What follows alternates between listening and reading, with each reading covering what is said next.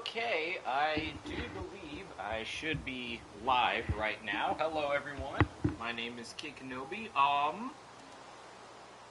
Let me actually get this fully set up. I need to copy the description from the previous stream and make an addition because we are going back to the age-old classic of bringing people into the realm through a very specific method. How the fuck do I do this? Hold on.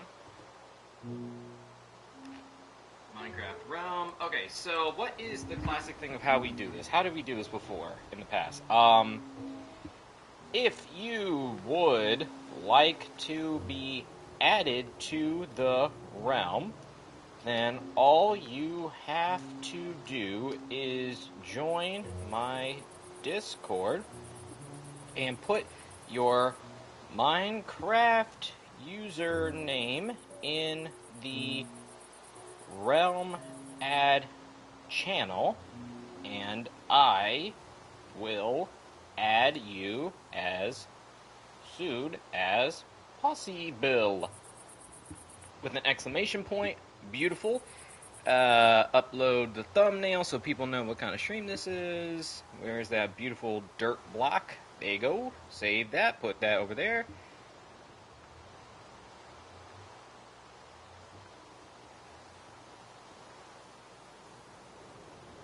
Loading, loading, loading. Waiting for YouTube. Loading, loading, loading. Waiting for YouTube. Loading, loading, loading. Waiting for YouTube. It has loaded. Okay, I am on screen. I see myself. Hello, everyone. Wow, there's already... Your mic is ass. My mic is on my lap right now. I have not put it on my head right now. Konnichiwa, Kenobi-san. Konnichiwa, Infinity. Fa.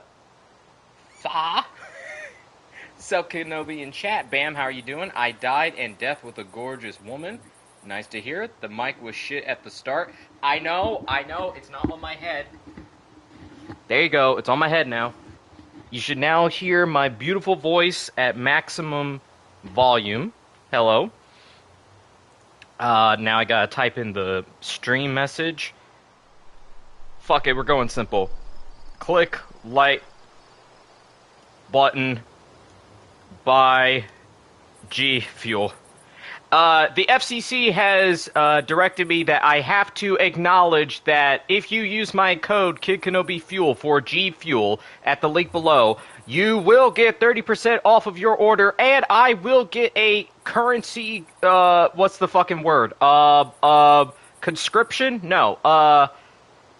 Concisement? No. It's the, the thing where you get paid for doing something. Okay, listen, if I get sued for this, I'm literally stupid and dehydrated right now. I can't think of the word. Commission! Commission. I get a commission if you use my code. There you go. Jesus Christ. Would you rather have $1 or $2? I prefer the $2. Actually, how many people have ever seen... I don't even know if it's Hydrate then. I just started. I got, systems everywhere. There's a lot of stuff going on here. But back to the important stuff. How many people have ever seen a $2 bill?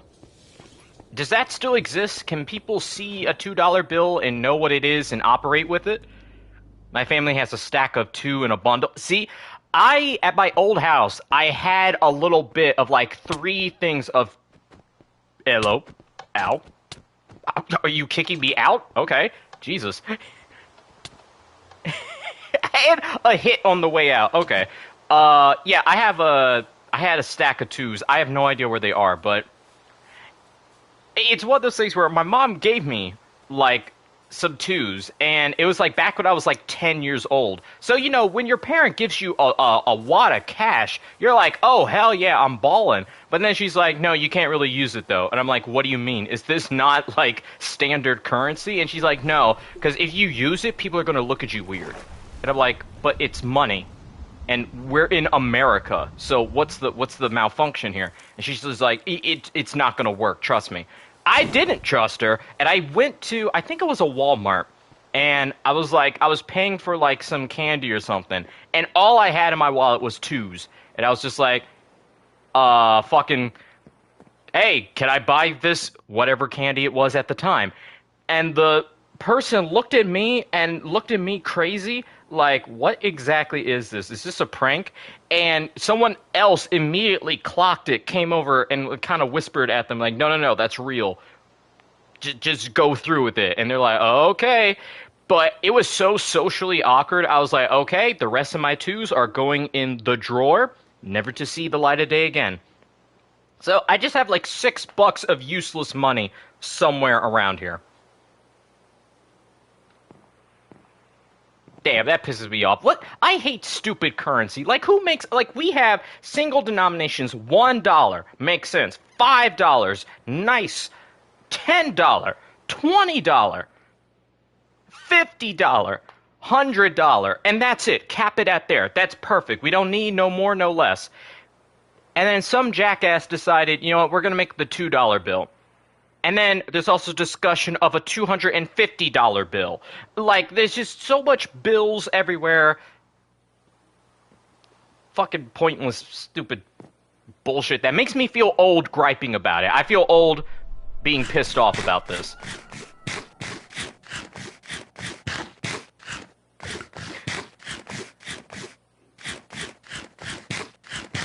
God damn, how fucking big is this peanut? I just can't eat it. Jesus. Alright, so back on the world, let's see, did I do anything different? I think I could, oh! Looks like people ate some of the food I put out. Good, finally, Jesus. My internet is working right now, so I can't join. Isn't. Okay, no problem. What the fuck is that? Holy shit, wait, what the fuck is that? Whoa. I'm sorry, pardon? What the hell is this? I am half stupid. It's crazy. I walked past this, what is this, UFO? And I didn't even recognize it. What the hell is this?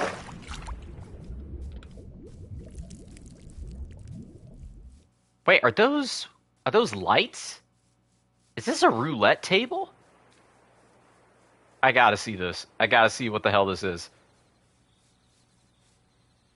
But how's everybody doing? Today is Sunday.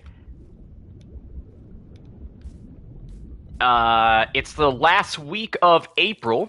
I'm going to lock Kid Kenobi in a mansion with Anissa for 7 months. Oh, well, how could I have possibly attracted such demented people just trying to be as normal as I am? Like, I'm a very normal person. You know, I don't... Tired is coming up 11:30. Oh. Damn, yeah, the fucking shape of the world, circular. Is it Kenobi Mania in May? It is the first weekend of May. Because, if you did not know, for Kenobi Mania, it is a live event where we have a bunch of WWE, creative wrestlers in a matchup, and I set up so many cool, awesome matches, and you, yes you, if you have 2K25, and you have creative wrestlers, and if the game doesn't fucking glitch on you, you can submit creative wrestlers under the tag Kid Kenobi, and I will put you into a match with a bunch of other community members and their creative wrestlers, and whoever wins with their sponsored character will win a $100 Amazon gift card. And I'm not even bullshitting. I have done this last year, and I will do it again this year. You could actually win by playing this game. Did you add the boo sets?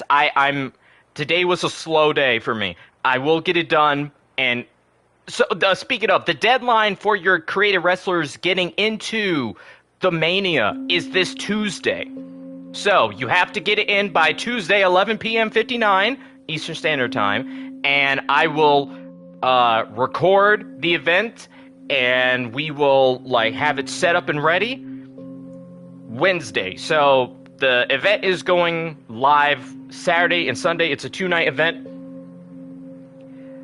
And yeah, you can actually win some money, real money. Make a wild announcement video for this. I will. It's going to happen, the hype video is going out on Wednesday.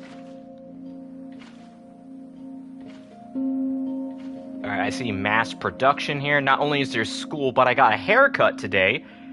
Yeah, I'm cooked. Oh, was it a bad one? Okay, let me tell you about bad haircuts, right? Because I've done it. I've given myself a bad haircut because end of last year, I had an amazing cut, right? Of the hair on the sides wasn't too much. I kind of had like a curly mullet thing going on. It was perfect. And then I was like, you know what? It's getting too long. I need to cut it. I think my hand slipped. I wasn't focused. I wasn't locked in. I trimmed everywhere besides the one part I needed to trim. And I ended up, the beautiful mullet that I had, that not really was a mullet, but like the long flowing hair in the back got trimmed up. So then I got Stewie Griffin hair, head shape, and I had to like constantly rework it. So I'm kind of on like a 4-month probation until it gets back to the length where I can hopefully do it correctly this time.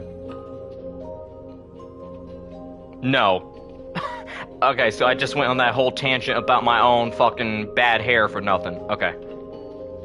That's great. That's good. Okay. I'm just gonna eat this pie and contemplate.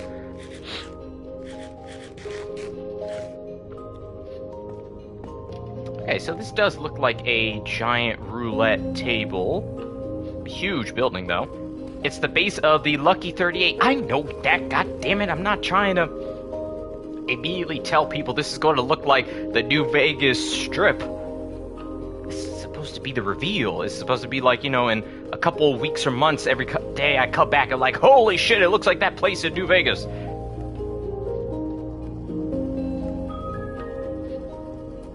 I think you're slow. I played New Vegas. I played New Vegas. I've seen the Fallout show. I have played Fallout. I know Fallout.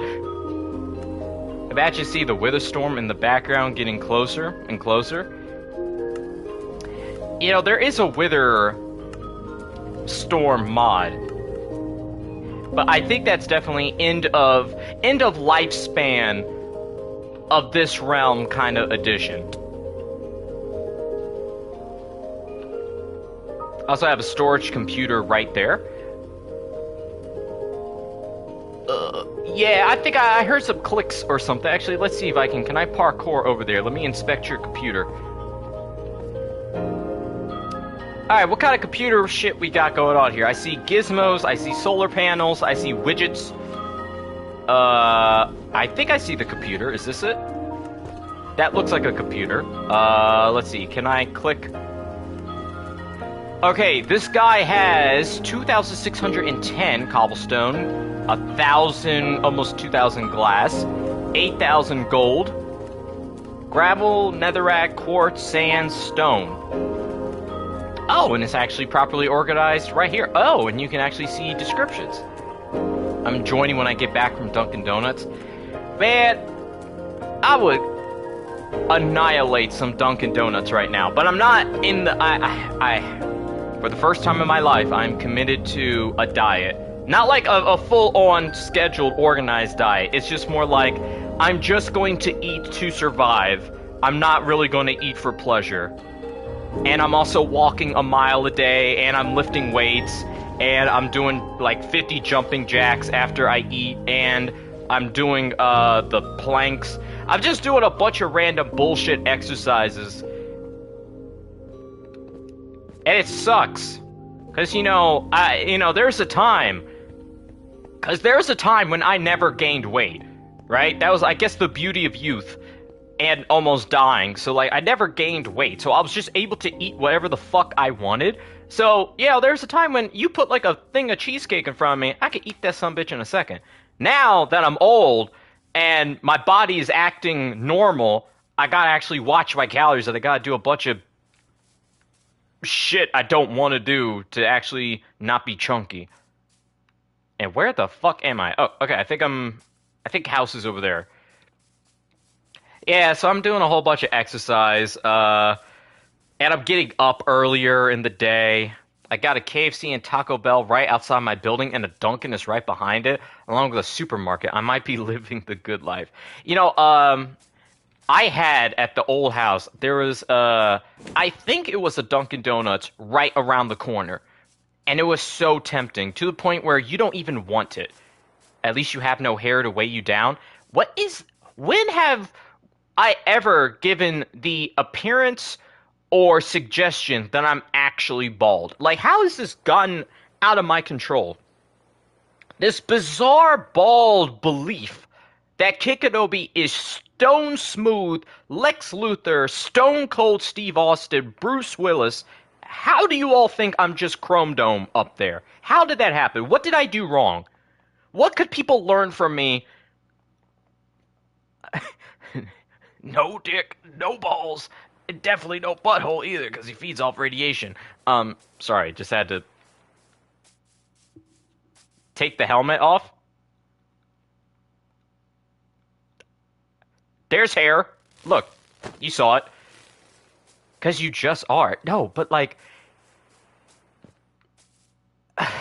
This is crazy. Like, you know what? Like, it's so bad that the day I actually just say, fuck it, I'm just gonna be a in real life streamer because doing the JPEG stuff is too hard, people are gonna just think I have a wig on. Like, I don't think I'm ever gonna beat the allegations of bald. Like, it could get to the point where someone, like, actually, like, does a hair pull test, and they're gonna rip out strands, there's gonna be blood, and I'm gonna be screaming on the floor, and someone will be like, you know what? He probably had surgery. Like, he probably went to Dubai and got that hair surgery with the, like, 8,000K subscriber money he has. Like, there's no way for me to win. Like, I think it's impossible for me to win.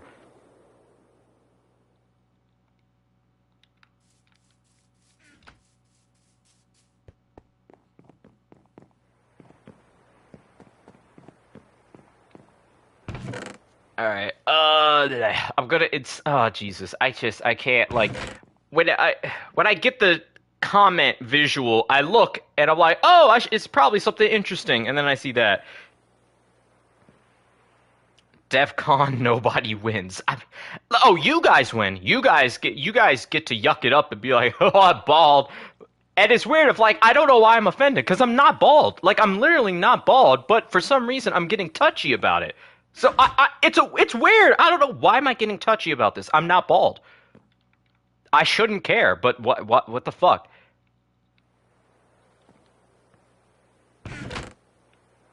Like, I have too much hair sometimes. It's a problem where, like, it gets to the point where it's like, I don't even want to comb through it all.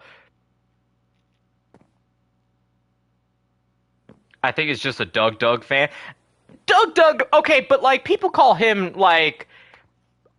Well, I don't know. I guess every streamer gets called old eventually, right? Because if you start as a streamer in your 20s, you're going to have people that are in your teens watching you. And then if you keep doing it, next thing you know, you're 25, everybody's 20. You're just eternally old.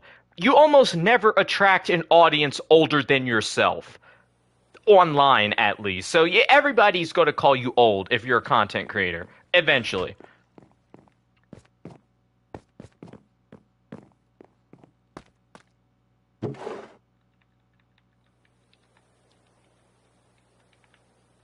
Alright, what the fuck was... Oh, right. I had an objective. I had a thing I was doing. Across the yard is my, encyclopedia farm of all the different fruits and vegetables. But first I gotta organize my fruits and bullshit.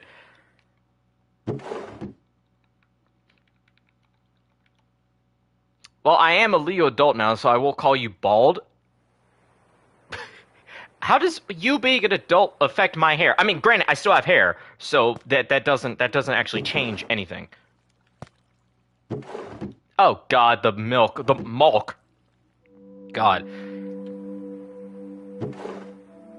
What is that? What is that? What is this reminding me of? What is this reminding me of? Oh, I know what it was. The rotten eggs. So I had rotten eggs like a week ago. I don't know why I'm remembering all this all of a sudden. But I had like a packet of like these eggs that were like, they came like pre-shelled. Because like eggs in a carton is like super expensive because, you know, the global economy is falling apart and we're in the end times. But the unshelled... So I had those, and there was a time when I was kind of just going through eggs. I was putting them in sandwiches, I was making some killer egg salad, all that. But then I kind of fell off of it for a couple days. And then I'm like, oh shit, you know what? I should probably eat those. So I open it up, and I'm like, you know what? It's just a late night snack. Let me just put like a few on a plate and chop them in half, put a little salt over it. Perfect.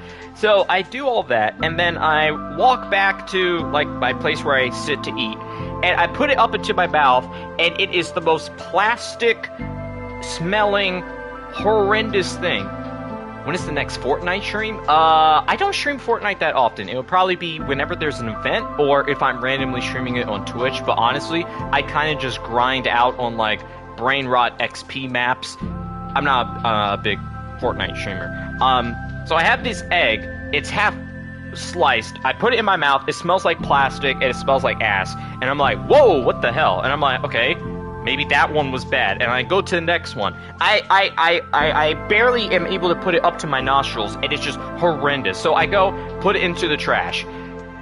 But it was like on one of the, like, it was the start of the new trash cycle, so it was like fresh on the bottom of the trash can, and days later I'm walking around, it's like, God, why, what tub of paint came to life and then killed itself in this room? And I'm searching around like, is something in the walls? Is there like a dead like snake or something? And it's like, no, it was just eggs. So I apparently don't get the hint, and I'm like, okay, maybe it's just because I've been making egg salad with them. Maybe this brand just tastes horrible just as is raw. So I go and I do the whole thing of I put the eggs in the baggie, I squish them up, and I get all the seasonings. I go boom, boom, boom, boom, boom. I'm on some real Gordon Ramsay shit. Mix it up. It's beautiful. I'm about to put the mayonnaise in there. The last of my mayonnaise. I open it up, look at it, sniff it, and I'm like, oh God, it's even worse. So then I'm like, what the fuck is going on? And then I go look in the actual bag, and it's turned into formaldehyde. I don't know how I missed it, and it was like, oh, this thing went bad like a week and a half ago. The problem is that I bought it 4 days ago. So the grocery store screwed me over and lulled me into a sense of conformity and security, only for me to almost poison myself and funk up the joint with eggs. So that is all to say that I imagine plastic rotten eggs is what Mulk probably smells like. My mom eats snails raw. That's like a French thing, right? Escargot. I've had that before. I think it was good, but I think when I had it, I was a kid, so I just put a bunch of salt over it, so, you know.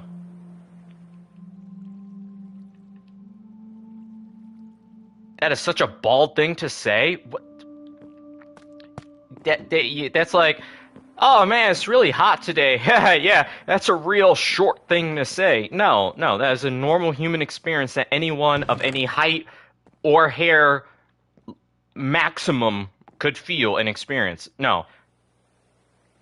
Shut up.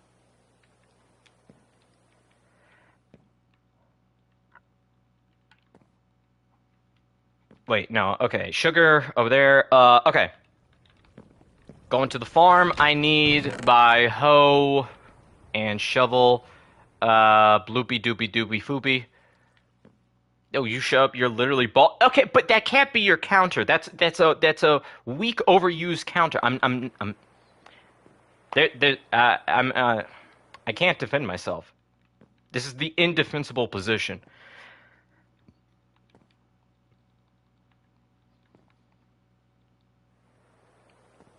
No, I'm fucked. I can't defend myself.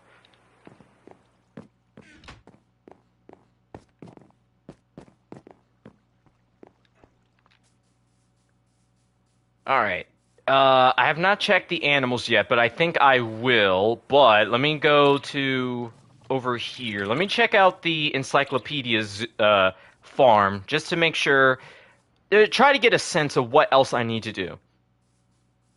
As you can see, it's pretty well done. Like, I have a good number done here.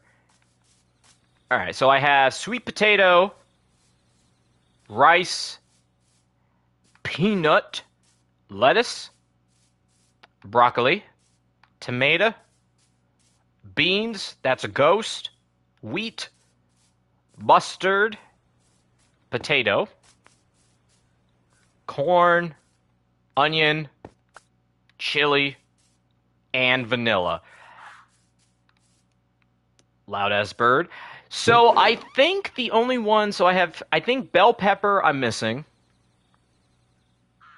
Cucumber, oat, ginger, spinach. I think pea is peas. No, actually, cauliflower, kohlrabi, and pea. I think everything else I already have. Bean, yeah, is a pea a bean? No. Wait, no, is a pea a bean? No, a pea is not a bean. No, wait. What's a bean? Is a pea a bean? No, it's not a bean. I think. No, it's not. I don't know.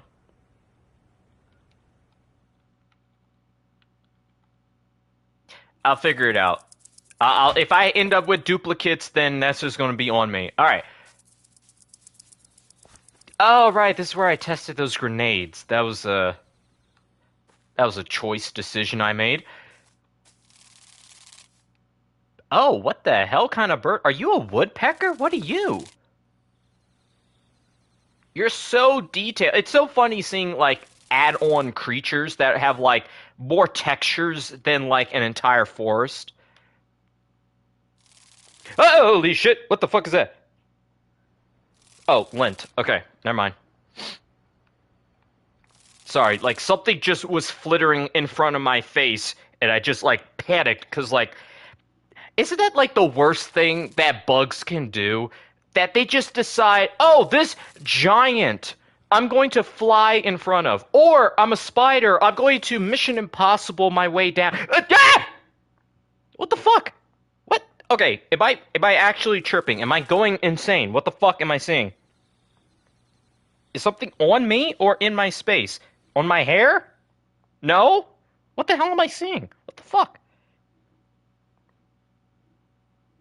Is it on my glasses? Okay, alright. Sorry, maybe I'm not fully slept. Maybe I'm psychotic. I don't know.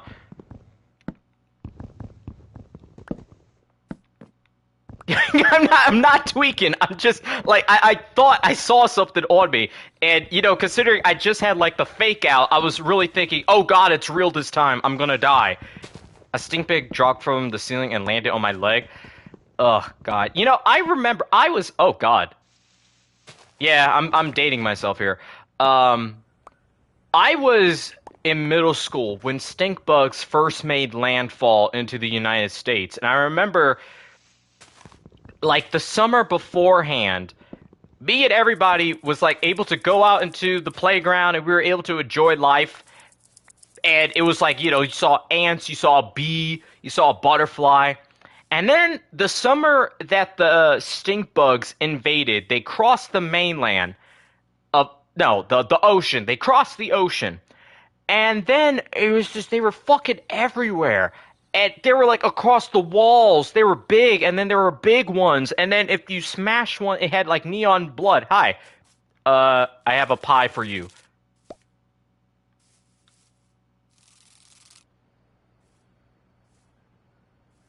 Why is the apple pie so mischievous? Why is it dodging you? You got it? Yeah, so I remember when stink bugs made landfall, and it was the craziest things. I have 25 bites of bugs. Ooh. I don't go out. Well, actually, no, I do go outside, but I go outside early before the mosquitoes can get me. But to this day, I've not been bitten by a...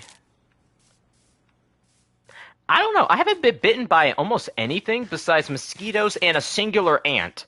Should I stop going outside? No. Well, actually, it depends. It depends on what you're being bit by and how much. Because a mosquito bite isn't really bad, but if you get, like, too much, you're kind of running the gambit of you're going to start proccing status effect of, like, malaria and, like, encephalitis. So, yeah, at a certain point, you should eat a spider. That's more questionable. What type? I mean, granted, if it was one of the bad types, you would not be around to write right now. Shout out to the one time I thought there was a venomous big ass bug in my room. Turns out it was a harmless grasshopper. Have y'all ever seen or been the victim of a cave spider or a spider cricket? It has orange? You're speaking in the present tense. Did you just get bit by a spider and decide your first instinct is to comment about it in a YouTube Minecraft stream? Hello, Double Z, how are you?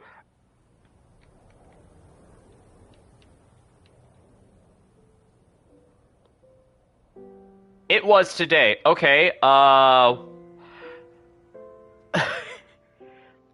cave spiders are only in Minecraft? No, no, like an actual cave spider, which is essentially a cricket, but they're rounder and they hop at people. Like, they don't really bite. I mean, they can bite, but they hop at people. What happened to the realm? It's beautiful. It's farm. We're civilized. We're growing. We're doing shit. Also, I have ghosts working for me.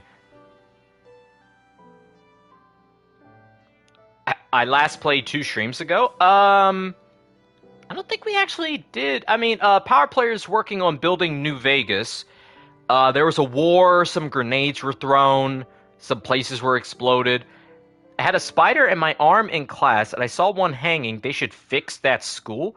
Wait, your school has, like, spiders just hanging around, like it's the Dark Forest. That's horrible. I wish I could console you and say it's not that bad. It's pretty bad. That's bad. Holy shit. All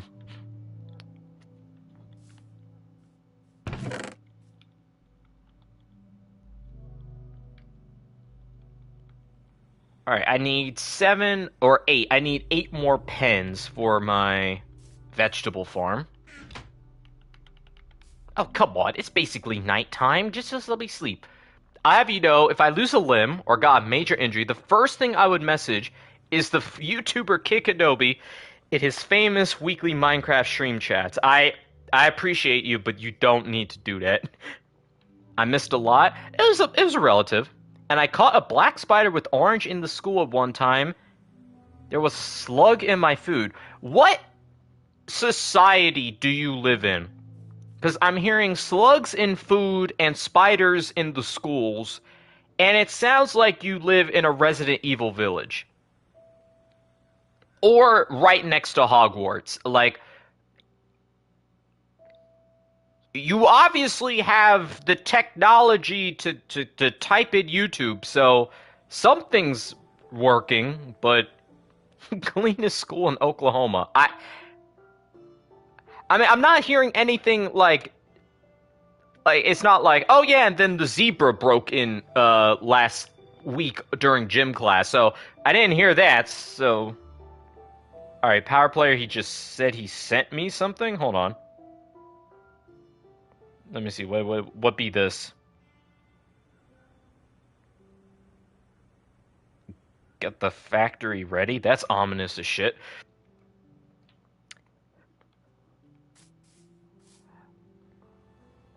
Welcome back, it's your host, Double Z, and welcome to Fuck a Monster. Okay. People, you don't have to fuck a monster. Just focus on... never mind. Alright. I need to focus on my vegetables. I understand the vegetables. Oh, he just sent me a video. Okay, what's this? Who ends the world? Is it you? What if it is you? I don't think you're a cowboy at all. I think you're a killer.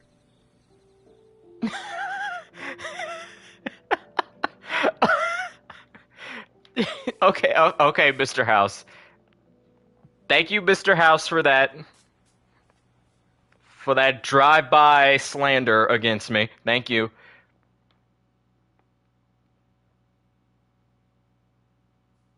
The only monster I would crack would be Death, who, as I said, is a gorgeous woman. Okay, Deadpool.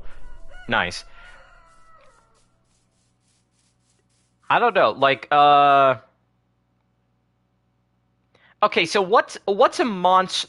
You know what? Instead, because I can't think of monsters off the dome, you people just send me monsters of the female variety or appearance, and then I'll just give you quick yes or no's. I think that's the easiest way to go about this, because the conversation should be had, but I can't contribute to it because my brain's the Flatwoods monster. No.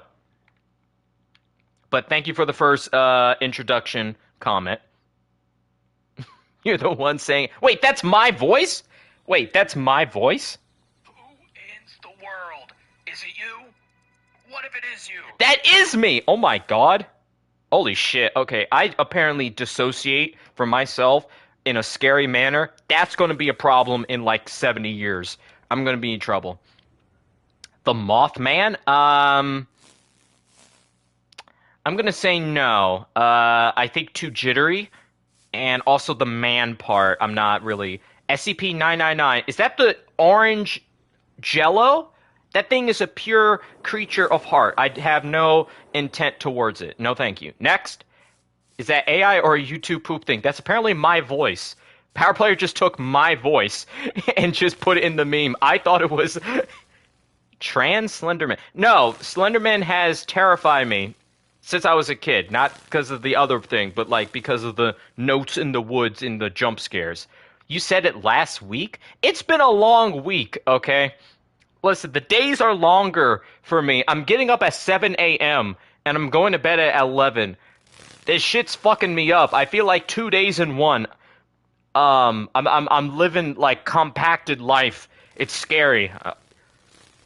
I forget what's going on, and I don't have ADHD medicines. I'm working off of G Fuel, water, rice, and meat. You gotta forgive me if I'm a little stupid sometimes. I can tell 999 is shape-shifted, but aren't there actual SCPs that are of age, women-ish? Like, can't you go off of that? Like, isn't there that the SCP like digital monster that haunts you? It's a phone app. It's called like Mallow, like malware or something, and it just stalks you and it's in your vision. Swamp Woman? No, swamp is too mucky, too icky, too gooey. So there's wiggle room. I mean, like, okay, are we considering the Medusa or the Gorgon of Greek myth? Are we considering that full woman, or is that woman-ish? Like, she's part snake halfway down. That's woman-ish. Woman adjacent. Hey, Savali, we're having a horrible conversation. Mothra, I would be cool friends with her. I think too big for me. For me to... No, but I think we would hang out. I respect Mothra. She's pretty cool. It's crazy on how I started this. Yeah, but I'm trying to bring sanity to this. Like, we're clearing the air. We're getting this done. we're just clearing the board of this. I'm going to play some of the 5000 Ankh game mode if it's even still running. Oh, yeah, it's running. That game mode is running for the next, like, 90 days. For, like, the next 3 months. So, like, it's, yeah. Okay, wait. 1, 2. I need to do some math. The bug lady from Invincible. So apparently it's possible, right? When you look at the bug ladies, you wouldn't think it's possible, but they are very kind people and the outcome is very normal. So if I have a connection with one, yes. That's like one of the few instances where it's like, doesn't make sense, but apparently biologically it's A-okay and they're cool with it. So if it came up, then yes. Somehow these streams manage to make goofy conversations every time. It's because it's Minecraft. Because there's so much dead air. Just me, like... Because I'm trying to make cubes of vegetables. So we're going to get a little stupid in here. Alright, I need to do math real quick. 1, 2, 3, 4, 5, 6, 7, 8. 8 times 1, 2, 3, 4, 5, 6, 7, 8, 9, 10, 11, 12, 13... 14, 15. And I think I also need to factor in the gate. So I need 120 basic wood pieces, and then I would need 8 gates. Okay. Let's make that. My boy, the Flatwoods monster, got shit on for shame. Now give me a smash or pass, and you could do anyone. I'm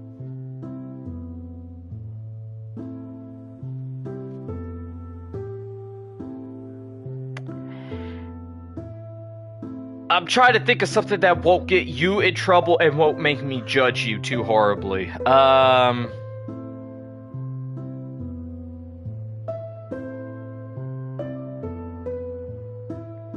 Actually, since we talked about it, Medusa.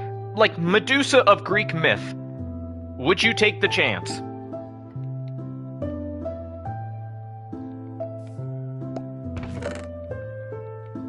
I like potatoes. Potatoes are good. What the hell is this? Bell pepper. From Stick War? I didn't know there was... I'm speaking strictly Greek myth. Baked potatoes are pretty fucking good, yeah.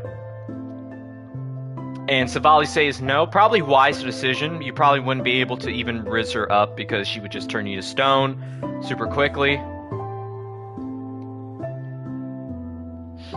Athena? Well, yeah, it's Athena. Okay, so that's one of those cheap ones of like, you're most likely gonna get yes because it's Athena. Like, she's a Greek god.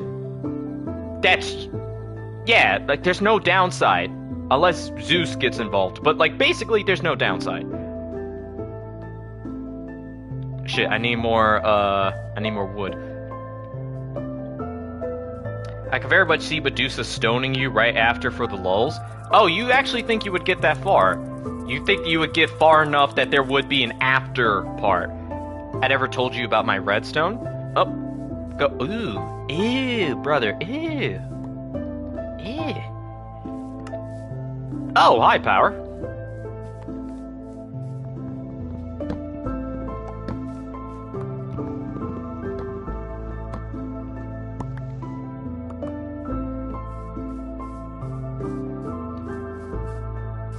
Hear me out, and it's literally the most normally attractive. See, that's the thing of like, that's why I would say like, you guys like offer like stuff to me, because like, well, I don't know. I feel like my tastes are very normal. So, like, most things I'm just gonna say no to. Like, I'm not that interesting or freaky enough to say some really outlandish shit. Because where I would draw the line... Actually, where is my line drawn? It would definitely be, like, the vending machine from Atomic Heart. Okay, the only thing I know about Atomic Heart are the two ballerina robots, because when that game came out, they were on every YouTube thumbnail. And that would be... No, because I think it's the fact that there's nothing. It's just a general shape. I think that's just... I don't know, that's a little much. It's a little too nothing.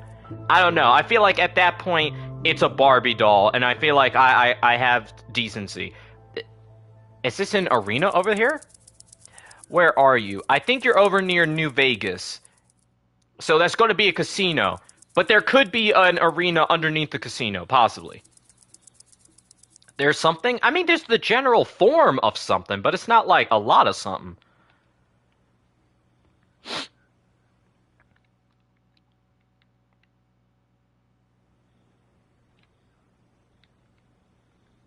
Alright, I need to make about double this. She's a freak? Okay, I must not know much about Atomic Heart then. Also, chat, am I the only one that knows Blades of Desarion? I do not know what that is. I will ask for permission to build the Thug Tug under the casino. That would be... Imagine, like, having, like, a Fallout area that's, like, 1-to-1 lore accurate, and then underneath it is the SpongeBob bar. It's a mobile game? The only... Okay, I have a few mobile games on my phone. It's very few. It's Injustice 1, Marvel Strike Force, Tap Force, Raid Shadow Legends, Pokemon Go, Future Fight, Marvel Champions, DC Dark Legion, Egg Incorporated, and Godzilla something Defense Force, I think? I don't have a lot of apps on my phone. My mother, however, is horrible when it comes to this. She has like 1,000 apps on her phone, and she's always concerned of like, why is my phone lagging? And I'm like, Mother, it is because every time you see a coupon for something that is related to you download the app, you don't do the sensible thing of you just download it, get what you need, and delete it. You instantly just leave it on there. She has like 7 pages worth of apps. And she'll constantly get new upgrades on her phone, but she never goes through and just takes the hour to just delete these apps. I beg her, I try my hardest, I try to be a good son. I cannot talk her into deleting those apps. She has not experienced the full potential of a modern iPhone in like a decade. She doesn't know how good it is to have a phone that doesn't lag or overheat. Yeah, like on every site ever, like it's like she has like apps that are like this is fake. Like this shit doesn't even exist. Pokemon, where's Lopunny? They're not in my area. I have not seen evolved Lopunny in years. In fact, I barely play Pokemon Go because the companion Pokemon I have walking with me right now is one of those with those bullshit things that you have to do where it's like, oh yeah, you need to catch 10 dragons while he's your companion.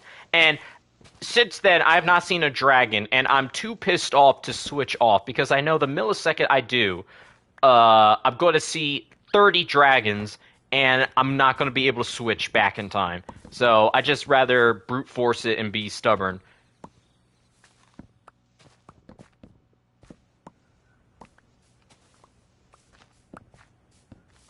But yeah, I don't have a lot of mobile games on my phone.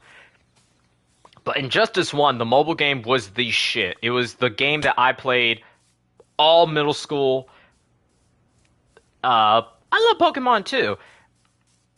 The only problem is that there's like always a new Pokemon, and like the last Pokemon game I fully played to completion was Pokemon Black and White. Don't got no games on your phone.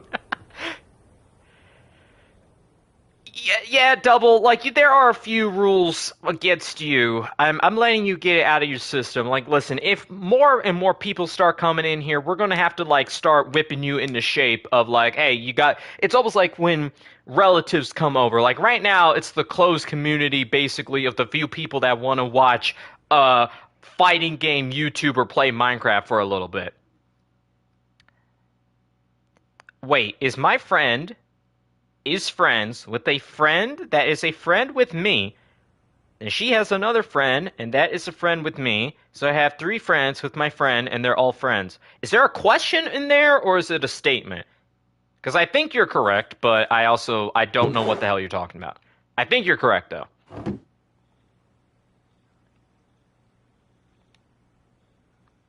I had a stroke reading that. I think he's asking if a friend or a friend or a friend of someone else counts as a friend. Uh, I say just go through life being friendly with everyone, and odds are you'll either just have a lot of friends or a lot of good acquaintances. Either way, just having like a bunch of people who don't really dislike you is pretty good.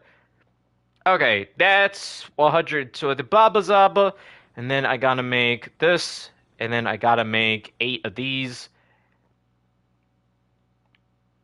Perfect. Okay, I think I am ready to go. My friend is friends with a person, and that person is friends with me. Okay, so you're in a friend group. Cap Wolf. Oh, you just got to Cap Wolf? Yeah, he's pretty cool. I'm not friendly. Well, it's the the I think it was the slight pollution and slight consuming of natural resources might put some people off, especially with the megalomaniacal like corporate shtick. Like we're kind of living in a post era of that, so maybe that. Just maybe teal that down. Maybe like welcome the trees and grass, and the people will come too.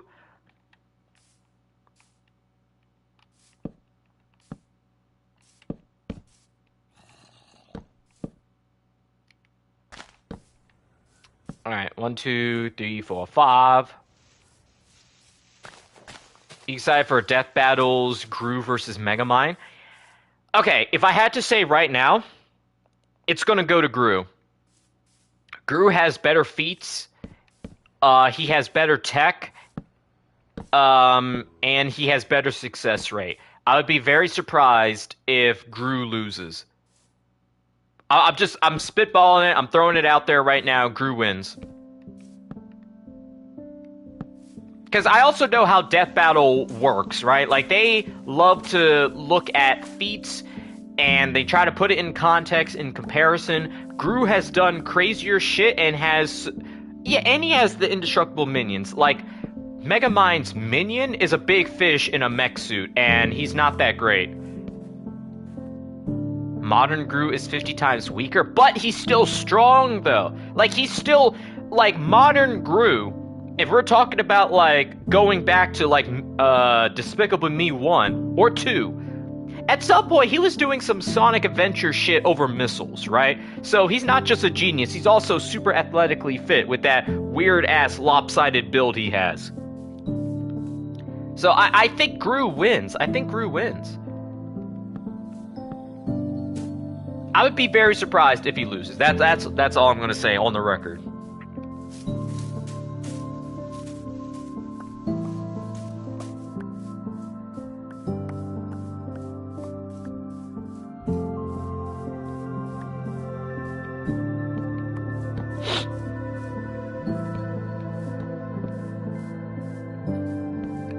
My sinuses are fucking up with this, Yeah, but the goofy-ass cockroaches guy gave him a lot of trouble. Okay, but, like, Megamind... Okay, but what has Megamind suffered from, right? So I love eating moonin? Or is it just some ancient cuneiform that you're putting in chat? I can't tell.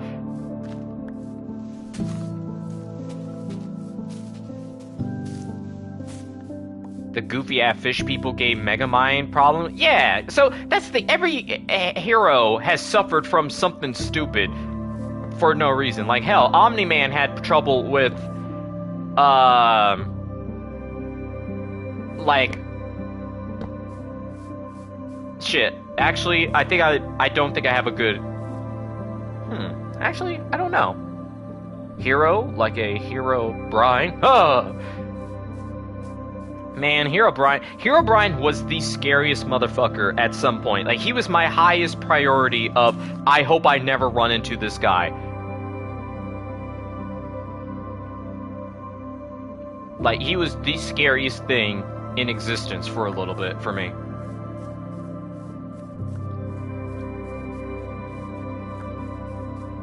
Marriage? Well, that's a very... Yeah. Listen, losing the marriage fight. Hey, but hey, he's on the comeback. He might recover. He's down a few points, but I think Omni-Man can pull this back. My boy Nolan, he's reformed. He's trying. I think blowing up your own planet should get you some forgiveness points, right? And it wasn't even like, oh, I'm pressing the button. He punched his own planet to death. I think that deserves, like, a little bit of forgiveness. Hello?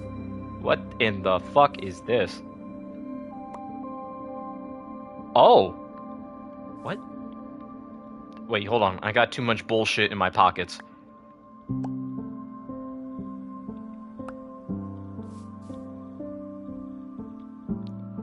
Hexosteel boots, hexosteel chest plate, hexosteel helmet, and hexosteel leggings. Oh, cool. Units?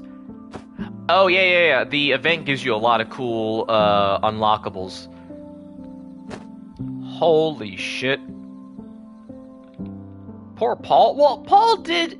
It was a mutual thing. And also, I get it, because the second he was hanging out with Invincible's mom... He was getting, like, carried in trucks, and he was related to, like, a guy who was, like, literally defending and fighting for the planet. Wow, I look so dumb.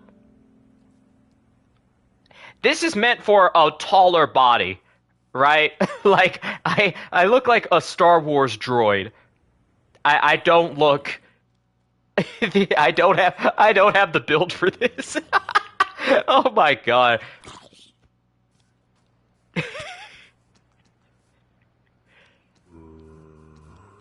Holy shit. Oh, sorry.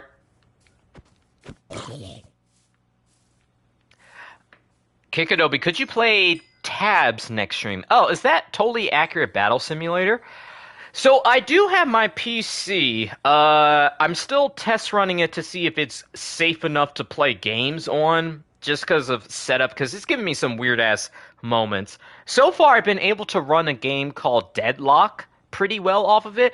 I have not been able to stream. I haven't done a stream yet.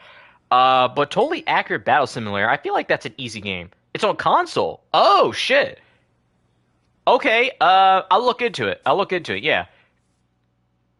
Bam! I need you to have this because you are very vulnerable in this world. Hold still. Bam! Come here. I must give you items.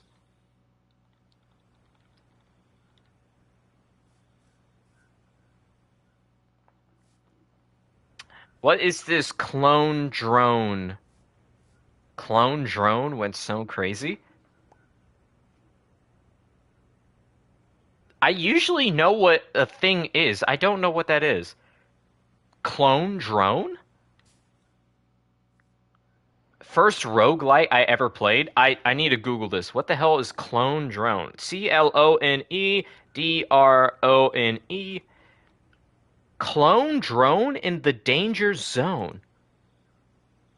I have never seen this game in my entire life. Like, I haven't even tangentially seen anybody play this game. I've never seen anything about this ever.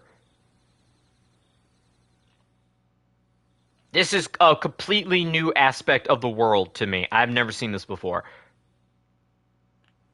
Random funny indie game?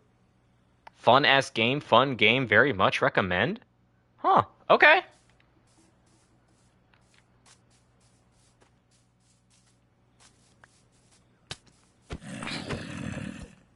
Mind if I dump stuff in this pond? No, yeah, I use this place for trash too. Hey, Apple! How you doing? Came out in the golden age of YouTube, 2016. That's crazy, because I swear I was around in 2016, but I don't remember that game.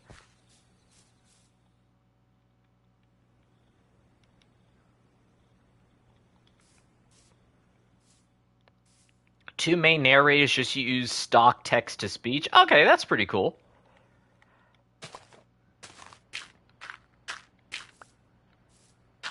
Oh, what the fuck?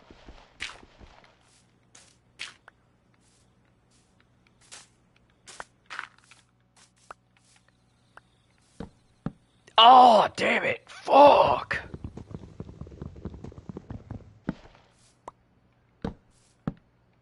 Fucking items not obeying my every command. Fucking horrible game.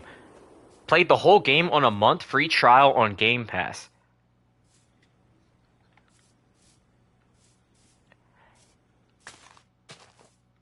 Let's see, 2016. In 2016, I was 17. What was I doing when I was 17? I was still in high school. I think I was still in clubs and stuff. I think I was playing... Ooh, 2017. Oh god, that feels forever ago. Almost 10 years ago.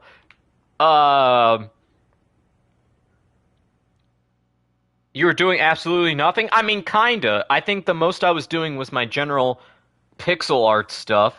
I think I was playing Black Ops 3? Or was that... I don't know. I feel like Black Ops 3 was 2014-15, right?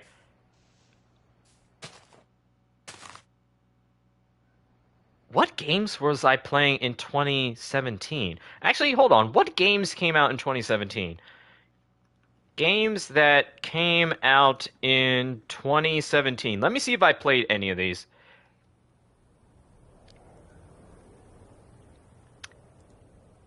Oh, I know. This is when I was watching Let's Plays of games. So I watched Let's Plays of Ghost Recon, Mass Effect, World War II, uh, Cuphead. Yeah, I wasn't playing games. I was watching games on YouTube. Wow.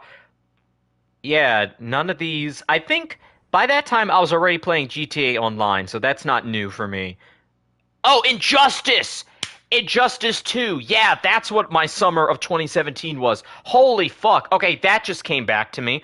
I spent an entire summer just grinding out Injustice 2 because there was like this one exclusive like move that was super hard to get for Nightwing. It was Catwoman. It was the Catwoman catcall special move that would have gotten me the platinum, and the only way to get it was it would randomly drop or it could randomly drop or it would drop on special days when Catwoman got her own ability or like if it was like an ability world or whatever in the multiverse thing.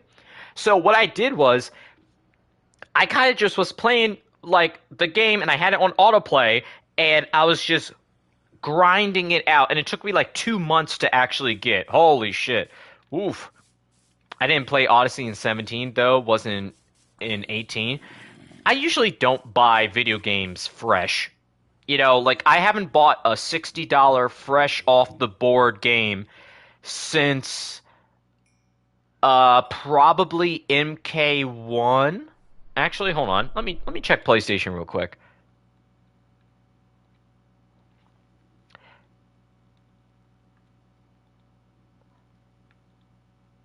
Yep, that was free. That was free. Got that on a sale. That was free. That was free. The last major game I full on bought. Yeah, holy shit. Yeah, it was Mortal Kombat 1. Yeah, I don't buy games. I'm one of those thrifty, almost approaching cheap sons of bitches. What the hell? Why am I in the box? Uh, the fractured butthole. I remember the Let's Play of that. Who did I watch play that? I think I watched I think I watched PewDiePie play that game.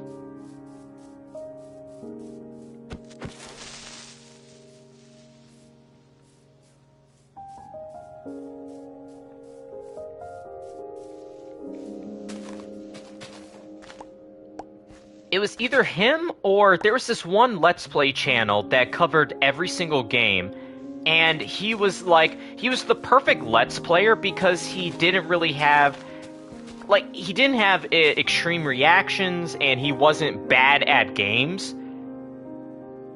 Could a real person survive that game's ultimate moves? Oh, covering a South Park game. That would be one of those shit. I ain't got I currently have a to-do list of a lot of games to cover. That would be a little lower on it. Shout out to the licensed Angry Birds game. It's terrible what they did. My favorite one was the Transformers one. I love that one. That one was so fucking fun. Rhubarb. Ah, shit, that's a vegetable I don't have.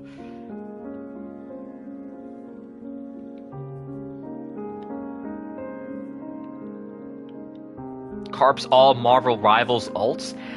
I was thinking of it. I might. Nerd. Yes, this is an established thing. I'm never running from the nerd accusations. That's my entire brand. Angry Birds Star Wars went hard. It was pretty good. I do think the Transformers one was really awesome because of the running segments. I thought that was super cool.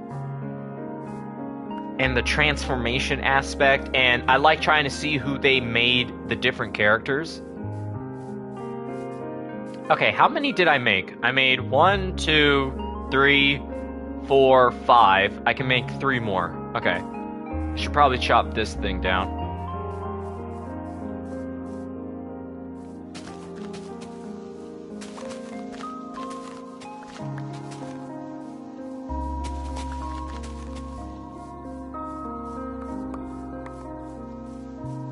Hello, Mr. Chicken, how are you?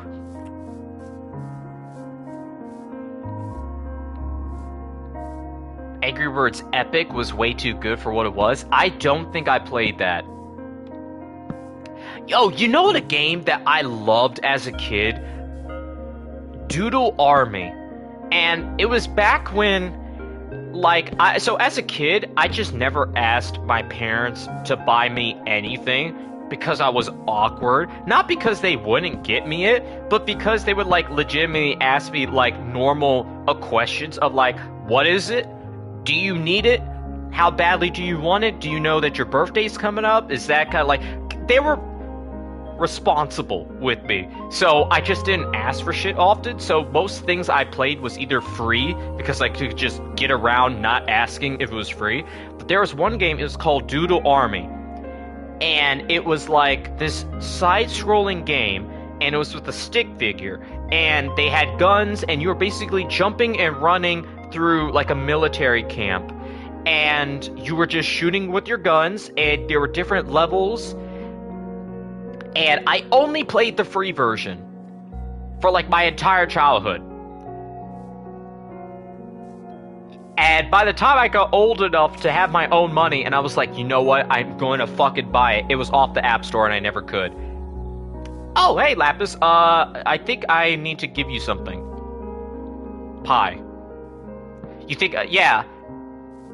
Oh, a door. A mysterious door has appeared in the field.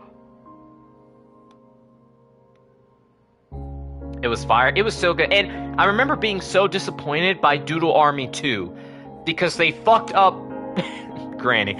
They fucked up the entire art style. They overcomplicated it, and then they added jetpacks. And it just was not the same vibe, and it wasn't the same thing at all. And there was a multiplayer aspect to it as well. Spore! Spore was so good. But I'm so surprised Spore has, like, never ever fucking gotten a sequel.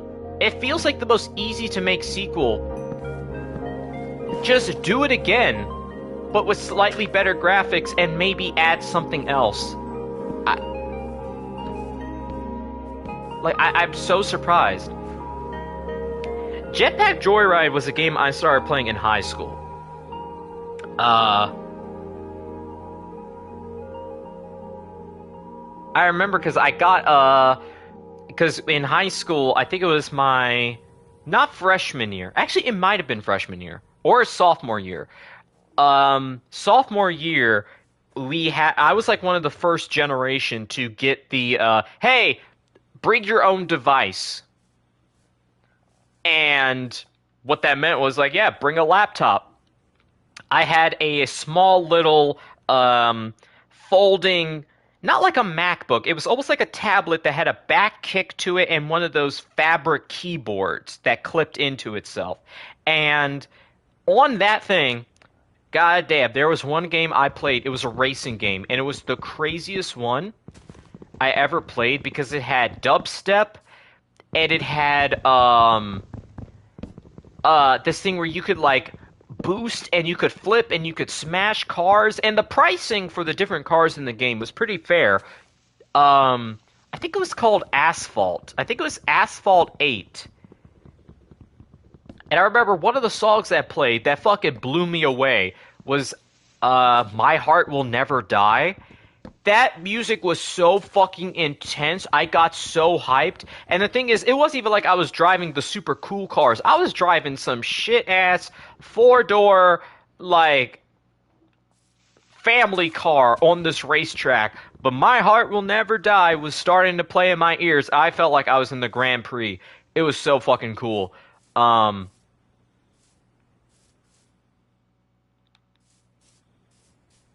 Yeah, it was that and Jetpack Joyride. I loved playing it, and it was one of those games I could get away with playing in the middle of class. If I angled the right way, if I sat in the right spot. If I was maximum tactical with it, I could play it and I could never get caught.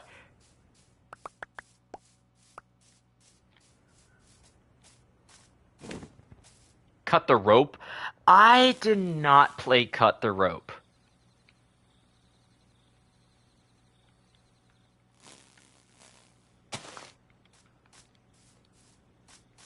But that's the one with the little alien dude, right? Someone just shredded Cap Wolf. You're lucky. You got someone who is over leveled that carried you. Enjoy it while you have it. I had Jet Ride Joyride on my PS Vita. Anyone remember Rise Up? That sounds familiar. Let's see, what other games did I play? I think I was pretty loyal to the games that I played. I don't think I changed up much. Yeah, it was those candies. Yeah. See, I remember there was a game called Tap Zoo that me and my entire family was big on.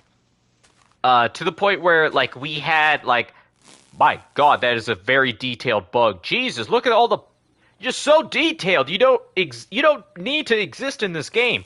Yeah, I remember playing Tap Zoo a lot.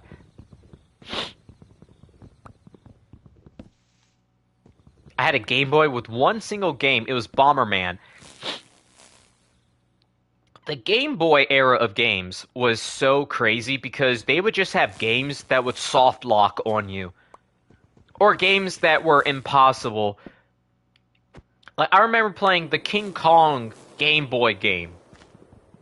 And that shit never told you what to do, where to go, or if they gave you instructions, they mentioned it once. And there was no fucking map. You couldn't figure out what the fuck you were doing. Yeah, I played Bomberman, but it was on it was like one of those arcade classics that was packaged for the PlayStation 2. So I had like Bomberman, Dig Dug. There was also Galactica. Like all the classic arcade ones. Sonic was there, so I was able to play Sonic on the PlayStation. So I was able to have like some of the classic gaming without actually having the old classic game systems, which was nice. And it's funny because later on, as different games came out, there was an era when some games would put in the mini games of old in. Like there was a Jimmy Neutron game. What was it? It was Jimmy Neutron Attack of the Twonkies. And it was in the arcade level that you could play different games, and one of them was, I think, Galactica. And I think you either got an upgrade, or you got some tokens, or I think it could have just been something to do in the level. But I remember playing it, and I was like, holy shit, my skill of playing this other old-ass game is coming in clutch right now.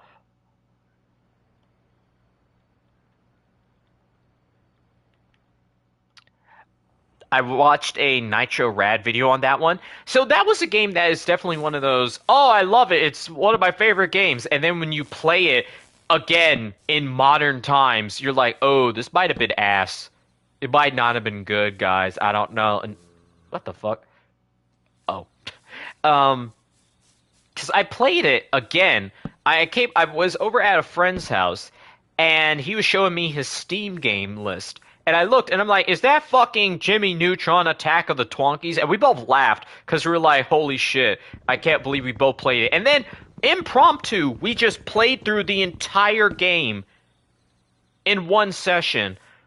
Partially because we were like, haha, our college-educated brains can easily conquer this game in a measly, like, what's the speed run time? 2 hours? We can get it done in 3. No practice. I didn't see the sunset. It was on Steam. I think it was. Or it might have been one of those Dolphin emulator ones. Possibly. The hell? What the hell? Zombie. Oh, it's probably a cave or something.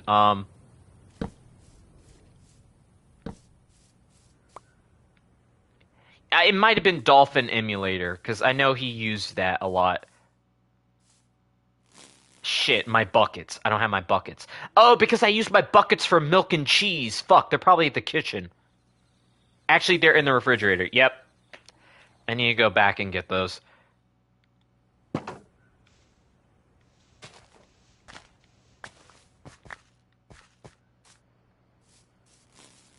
Yeah, the Jimmy Neutron games are weird. Like, it was that one, there was the Wrath of Cortex, where you're going to, like, different worlds and, basically beating the shit out of Jimmy Neutron's friends because they turned to evil.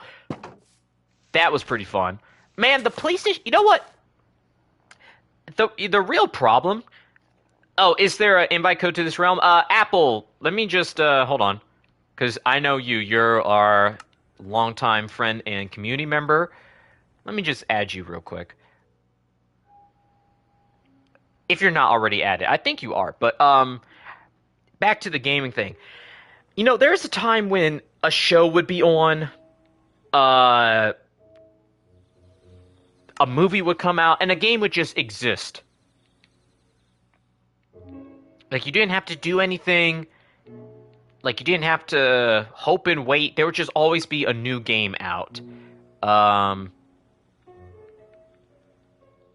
Like, Jimmy Neutron got, like, at least 3 or 4 video games, which would be unheard of nowadays, right? Like, the Smiling Friends, for example, would have had a video game by now.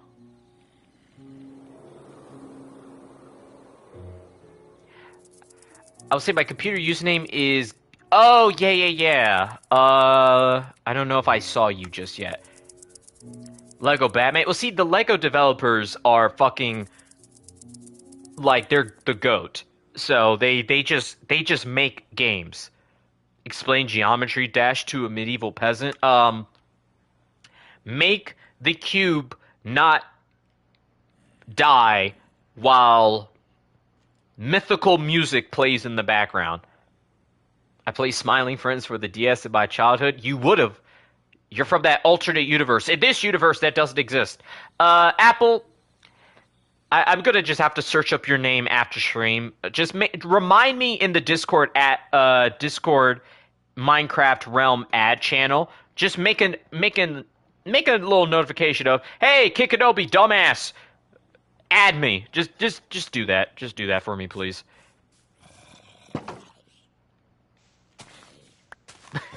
Mythical music. I mean, it's techno music. How would you explain techno music? It's obviously a form of music, but they couldn't comprehend what makes it. Mythical is like, you're acknowledging it, but you're not scaring them. Hopefully. Hopefully you don't scare them. I need to take time to figure out how to change my username anyways. Last time I tried changing my username, it was pretty difficult, just because Microsoft is a pain in the ass to do anything.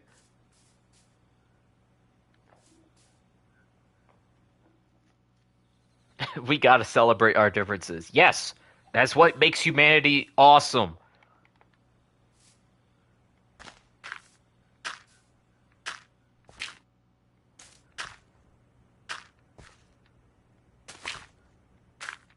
But yeah, man, there was a time when fucking everything got a video game. The Incredibles had a video game, and then guess what? They made a sequel to that. When there wasn't even a sequel to the movie, they just said, fuck it, we'll do it ourselves, because it's taking too long for the movie. You ain't gonna see no Incredibles video game now. You're not gonna see, like, you would get a video game for any fucking animated movie that came out. Nowadays, no. Like there would have been a video game about K-pop Demon Hunters. It would have been an action adventure game where you switch between the characters, you go through the levels, it's a side story, and you're doing all the martial arts and you're upgrading and you fight a boss battle and there's musical sequences. You would have had that. But nowadays, video games take fucking ever. And it's just cheaper to just import the model to Fortnite. And that's it. Yeah, like, it literally would be... Like, we had a Ghost Rider video game, people. Alright? Ghost Rider the movie with Nicolas Cage came out. And then they made a action video game that was in the same level of God of War or Devil May Cry. And there was motorcycle sequences, too. Like, they were making video games about anything. And it wasn't, like, most of them weren't good, but it was serviceable of, hey, do you like this thing? You want a little bit more of it? Here it is. There's your video game.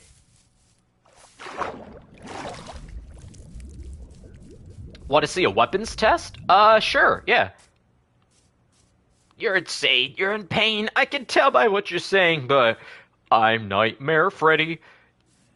Man, I miss Disney Infinity. I never got into Disney Infinity because I got burned so many times on, hold on. I got burned on, it was this thing called, like, any type of game that is like, hey, you need to collect this in-world action figure and then get this stand and scan it, and then you can use the thing in-game, right? I played Webkins, and there are these goofy little blobby things. I think they were connected to Disney. I'm not too sure. And you put in one thing, you scan them, you play them, you walk around. But the problem is that there was nothing to fucking do if you didn't own 100 of those little bastards. So you would walk around, you would pop one in and be like, ah, fuck, I'm out. And then you gotta go and do something else. You buy another one, and then they discontinue it. Same thing with Disney Infinity. Same thing with that Lego game that did the same thing. What was it? It was like Lego... Shit, it was like Lego something verse or Lego... I don't know what it was called. I remember the Jenga thingy in Angry Birds Transformers. I don't remember that. There's a raid boss in Dragon Ball Fighters. Skylanders. Well, see, Skylanders, I think it's Lego Dimensions. Thank you very much. Lego Dimensions.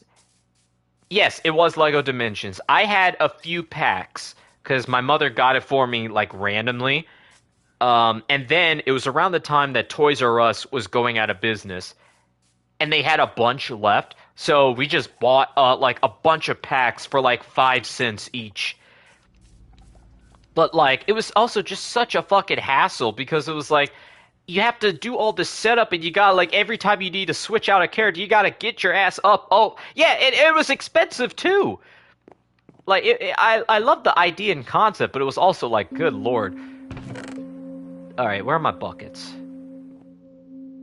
And what sucks is they had, like, a lot of cool shit going for them. They had, like, Back to the Future, they had, like, Doctor Who, it had a lot of cool stuff going for it, but again, way too expensive. Alright, where the fuck are my buckets? Ice cream. There's my buckets. Okay. I need 2 of these.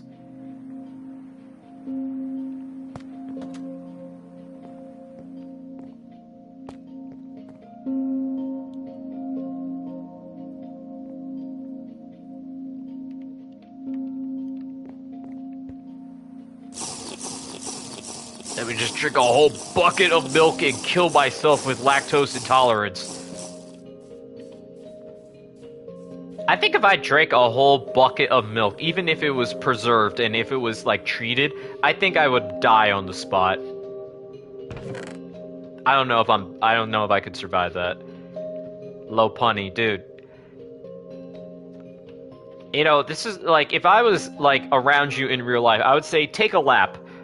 Like, wherever we are right now, if we're outside on a sidewalk, take a lap around the neighborhood, get this energy out of you, and come back to me once you're normalized.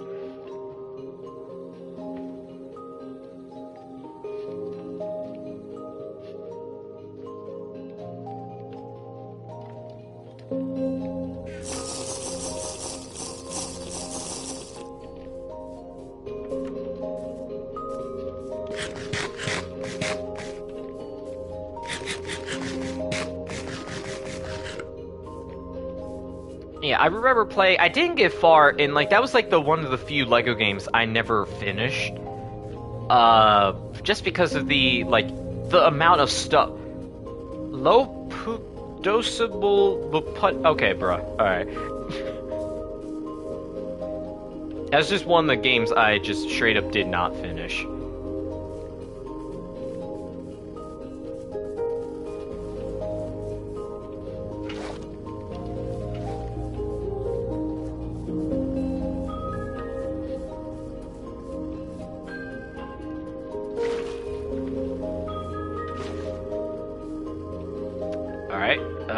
Then I grab the middle.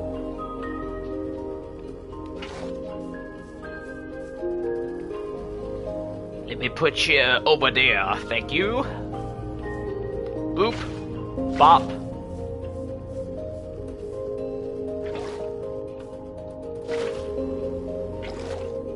But yeah, I've always had an aversion to those games where you have to collect and buy shit in real life. Because they never work out. They're either too expensive, or they discontinue it, and then you're just left with a bunch of plastic shit that you never want to really get rid of. But it ends up taking a lot of space, so you just gotta put it in a tote or something.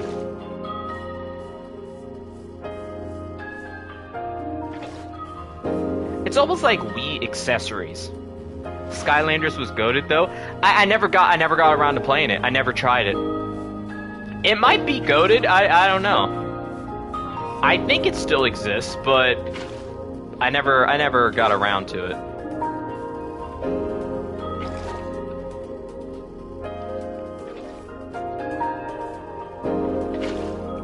I love Skylanders.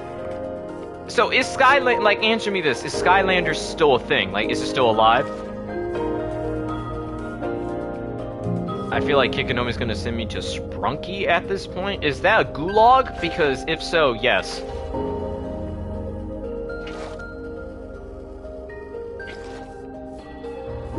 Gang gonna exile my ass. You know, I read something the other day where it was like, back in the day, exile was actually considered a worse punishment than just straight up execution.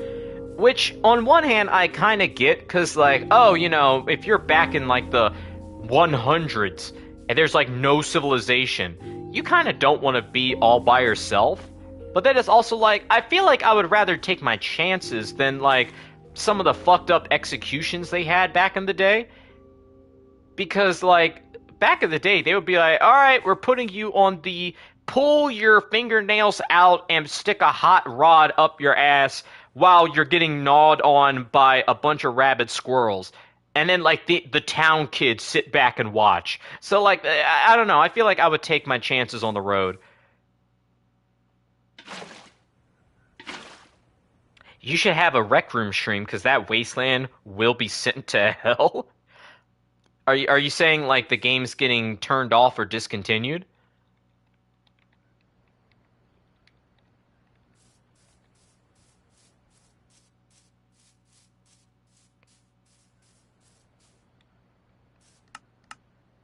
Oh, really? What? Wait, how is Rec Room...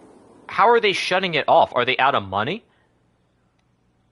Alright, let me see what I got. I got cucumber, oat, 1, 2, 3, 4, 5, 6, 7, and then this is my 8. Okay. Bell pepper. Shit, do I have signs? Fuck, no. The things I've seen in Rec Room. I've never really heard or seen anything about Rec Room. What are my funniest moments in this community? I mean, the torturing me with the Lopunny thing has been, like, the most recent consistent thing. So you're doing well on that front.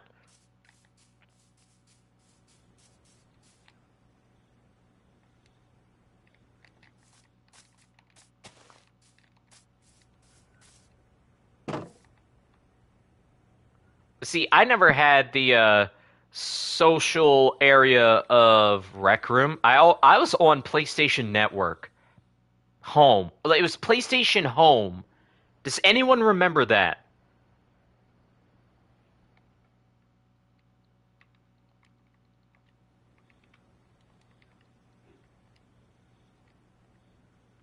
Jesus.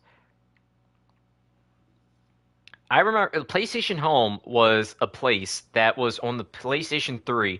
Old fart. Yeah, listen, I won't even argue with you because I was somehow old enough to play PlayStation Home, but I was also one of the last people to play it. Because I remember getting on there, and it was that age when I think you're like when you're 11 or so, and you're just barely seeing the wider world, and you just want to talk to people. So even though it was dangerous as fuck, I was going around in PlayStation Home just being like, "Hello, is anyone here?" Try to just talk with people, and there would be like the different worlds based off of different games. I remember being in the Uncharted 3 world. There was like a Resistance world. Like there were a bunch of different places. Um, but it was like back then where like no one was playing it. So it was all a ghost town, and it was very fucking spooky. And the few times people were on there, um, I would get in, and then but like everyone was already in their own niches and cliques, so like there was no way for me to introduce or like participate in anything, because it was all like pre-established. But yeah, that place was on its last legs. It was basically an apocalyptic zone. All right, cucumber. 1, 2, 3, 4. Do you guys think I'm okay? You got some issue. I mean, you definitely got some problems, but like, as long as you behave normal in real life, you'll be okay.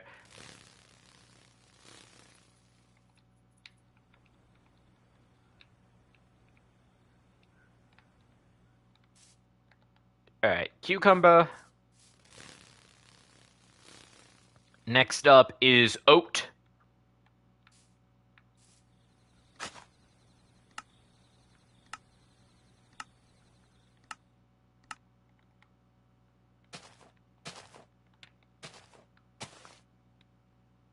VR chat stream win. I don't have a VR headset. I also don't think it's a. I do have an Oculus Rift headset as that I got as a gift, but like I haven't used it as much as I wanted to. I still remember the Grim Reaper cracking saga. What the fuck are you talking about? Play it on your PC? You don't need a headset? Then what's the point of the VR?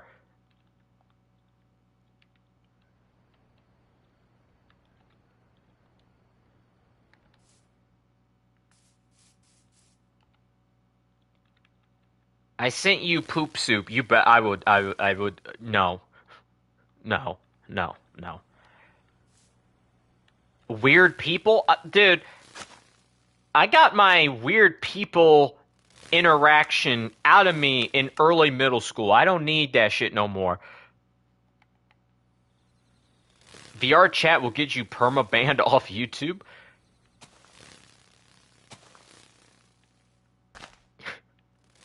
Now, is that because you can import models and whatever, so you can end up seeing some fucked up shit? What did I just put? What was that? What vegetable was that? Fuck, what was that? Ginger. Okay. Fucking brain just fell out of my ass right there.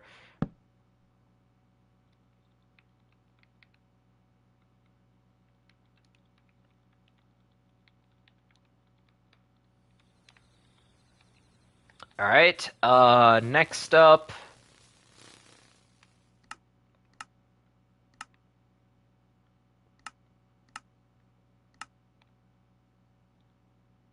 I've seen a dong or two just out. People have no fucking class or self-respect.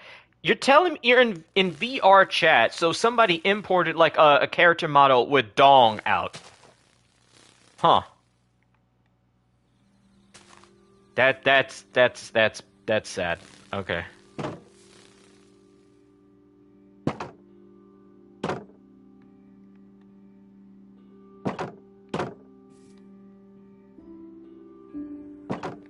What the hell? Or a massive rack. No, no, fucking goddamn it.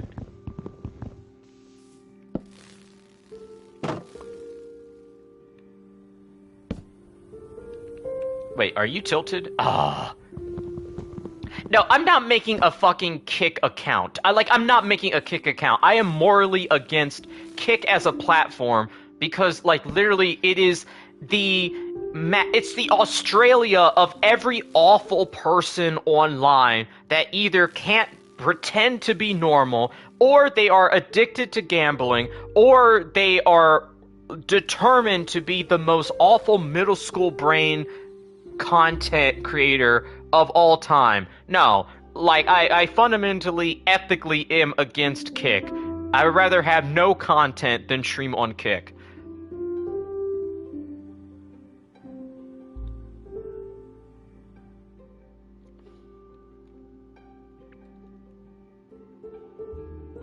Fuck, and I forgot what fucking vegetable I even planted here. Spinach! Okay. They have, like, East... Yeah, listen, I know it exists, but I have not... I'm free of the curse of knowing how it happens.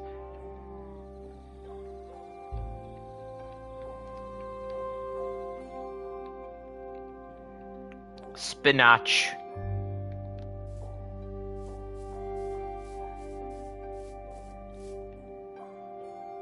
Alright, this one is cauliflower.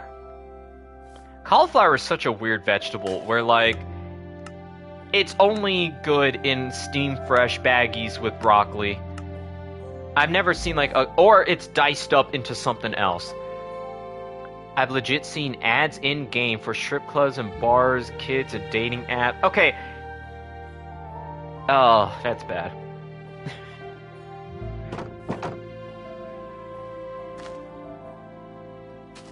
I'm gonna leave it. I'll be back. Thank you for being here for as much as you were, even though you were a little deranged. We accept you somewhat. Mostly.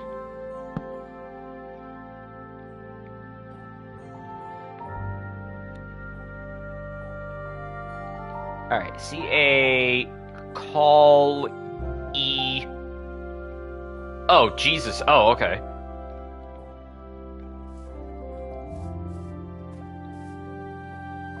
Well, you could use the other part of the name, you know, Kenobi. That one will never get you in trouble.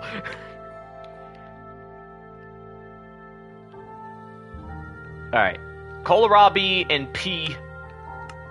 And then I think I might be done.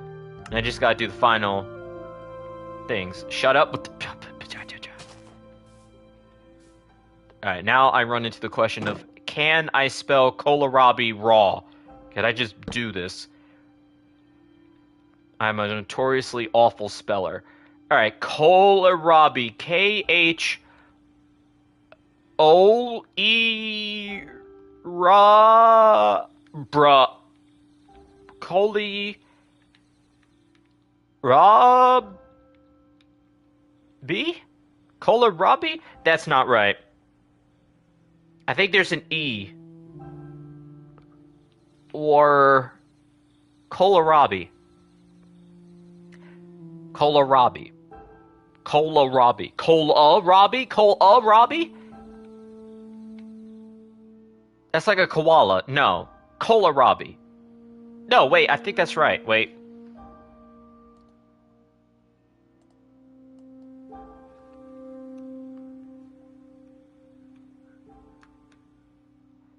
Oh no, I totally fucked up. It's kohlrabi. Wait, you spelled it wrong too. You added an extra A. It's Kohlrabi.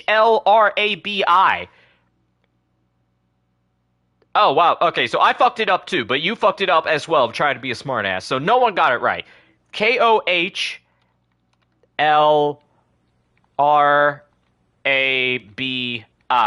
There you go. It is a versatile, crisp, cruciferous vegetable related to cabbage or broccoli with a mild, slightly sweet and peppery flavor, often compared to a mix of an apple and a turnip. That sounds like the worst fucking mixture ever. It can be eaten raw in salads or as crudites, roasted, sautéed, and added to soups, and as edible greens can be cooked like kale. To prepare, peel the tough outer layer of the bulb and trim the greens, which are also edible. Alright. Dude's turnip racist? No. A turnip is a turnip. An apple is an apple. A turnip is bitter and, like, I wouldn't touch it unless I'm, like, cooking something very specific. An apple is my friend. I love like the apple fruit is perfect. It's sauce as juice as the slices. It's perfect. Turnip, I'm not. I don't know. Turnip could be better.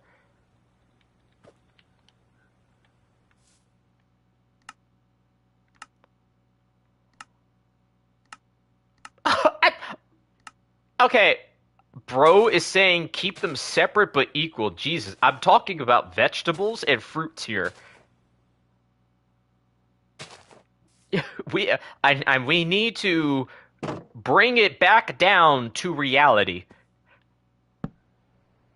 urgently.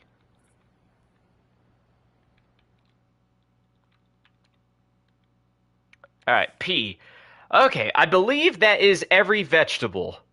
He only likes the good turnips. I don't like any turnips. Not like that. I prefer not to eat turnips. And cow, what are you doing here?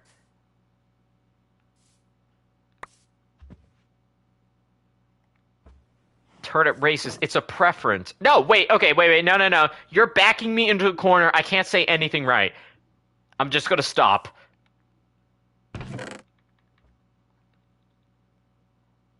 All right, rhubarb. I don't have that. Cauliflower did that. Broccoli did that. Vanilla, wheat, onion, broccoli.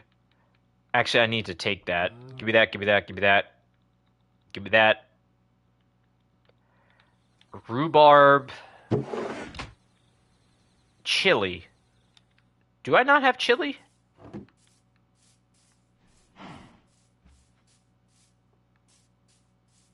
I do have chili. Okay, I should move that over. Back with tacos? Ooh, nice. No, no, don't be like attributing me and like preferences on turnips.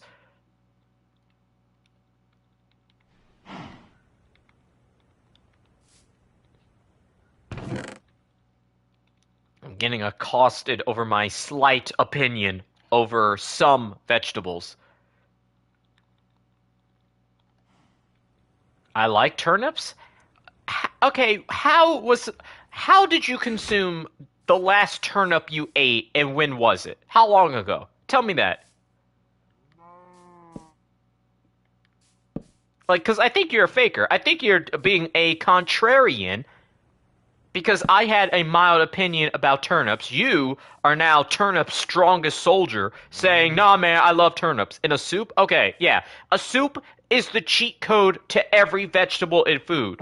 All right? Like you could put fucking anything in a soup and be like, "Oh man, I love this shit." No, you don't. It was in a soup. The soup was doing the work for you.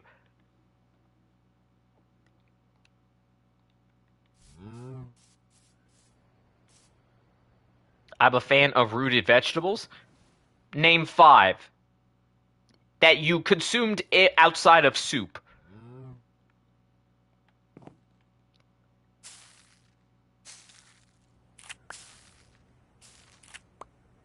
Radish, turnips, parsnips. Okay, I gotta give you credit for the parsnips. Carrots, beetroot, and potatoes. Okay. Carrots and potatoes, fine. Beets, even, I believe. Sweet potatoes. Alright, yeah, you did get me on the technicality of that one. Yeah, you're right. Alright. Alright, alright, alright. I love turnips? How? Wh- okay, when have you. Boiled carrots do be going on? Yeah, but like a turnip. How do you eat a turnip? Without it just being some nondescript entity. Root race. No, this is preference over food. Let's calm down and differentiate here, please. Raw in one bite twice a day. Jesus. Okay. Oh, you have became the scariest person I know.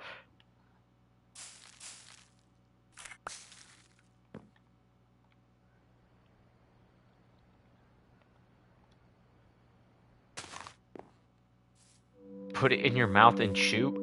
I know how the physics of eating it is, but like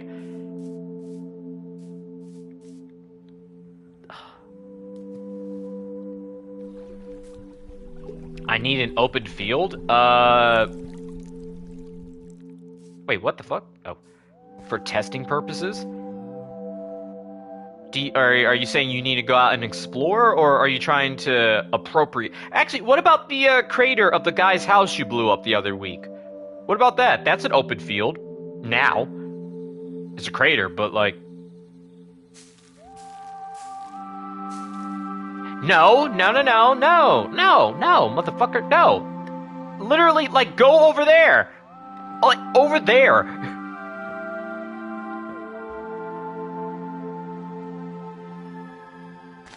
I had Miku in Fortnite.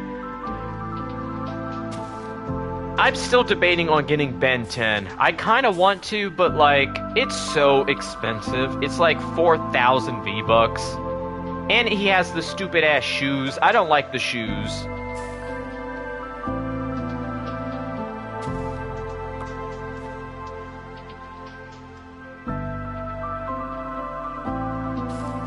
Over there. Over where? Over there!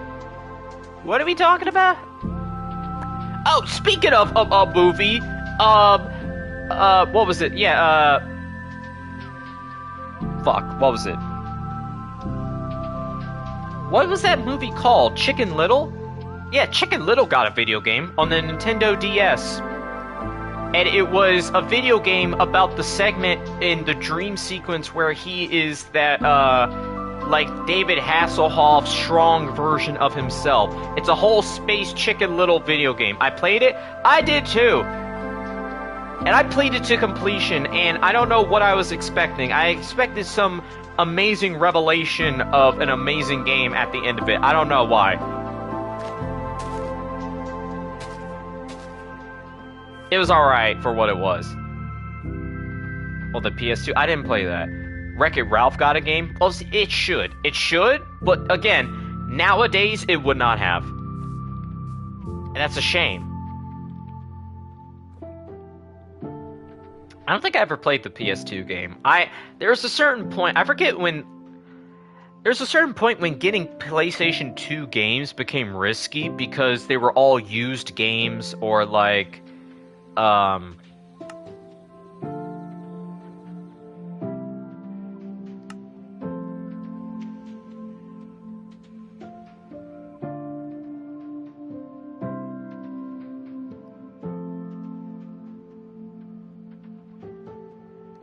Yeah, sorry, I had to just save. I saw Power Player approaching. It even got a sequel. Yeah, I do remember that.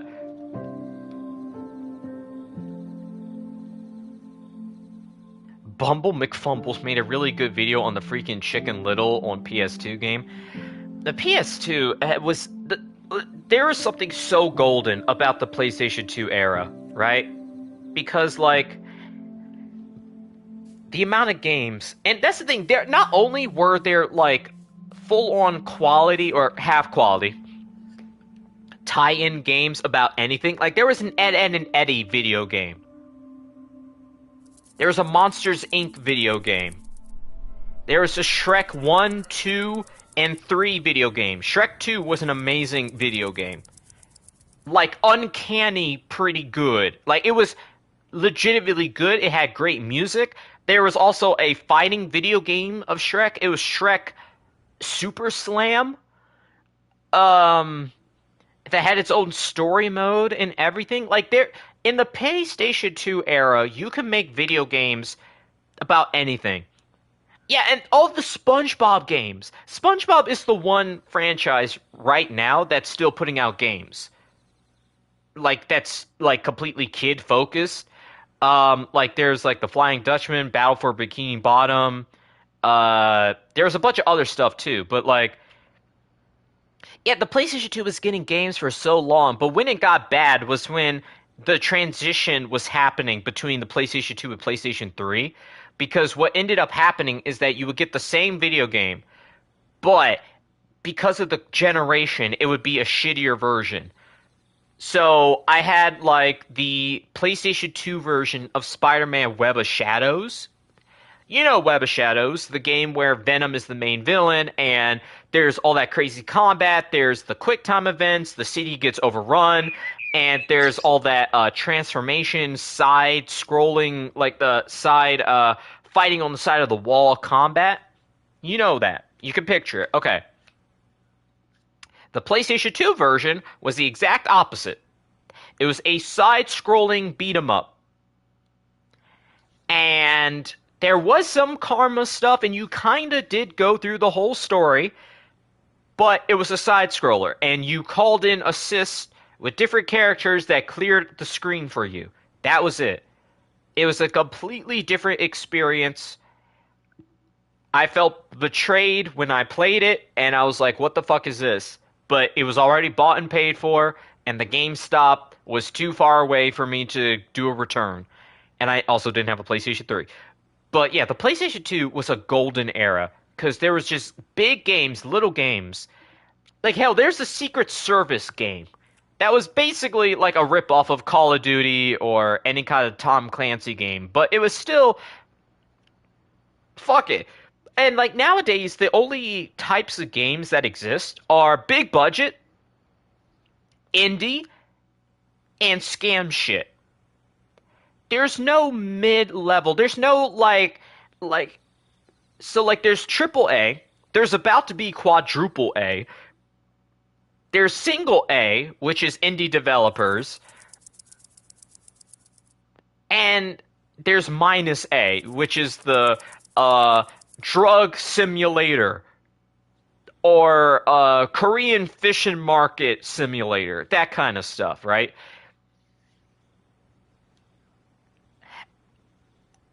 Or like not even like I would say like the single A category involves double A is indie games. Well,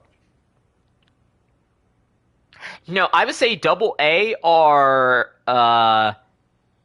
multi-team level indie games, right?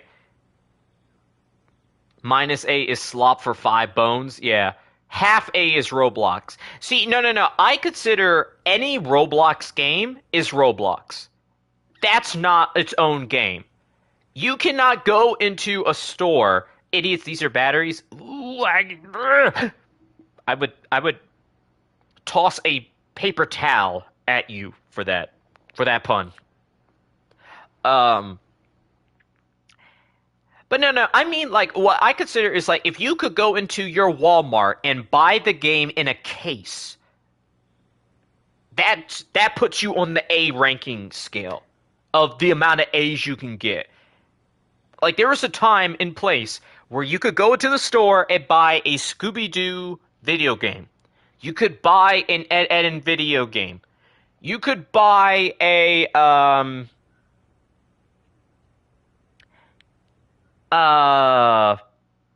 Monsters Inc. video game.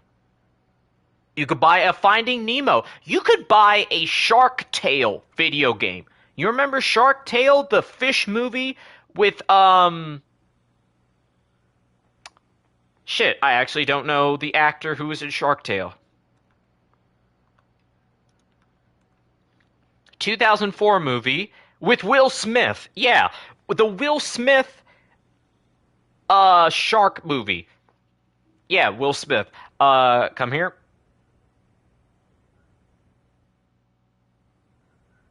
Oh, wait, where are you? Oh, there you are. The Flushed Away video game. Yeah, seriously. Hola.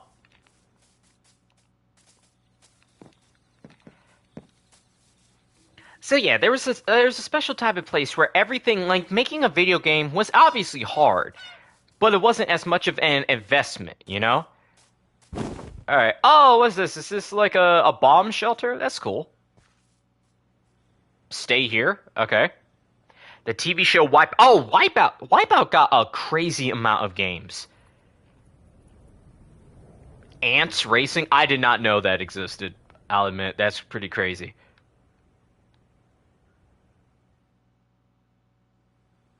Alright, so if I'm making some observations of what's going on here, this looks like a blast shield with no glass.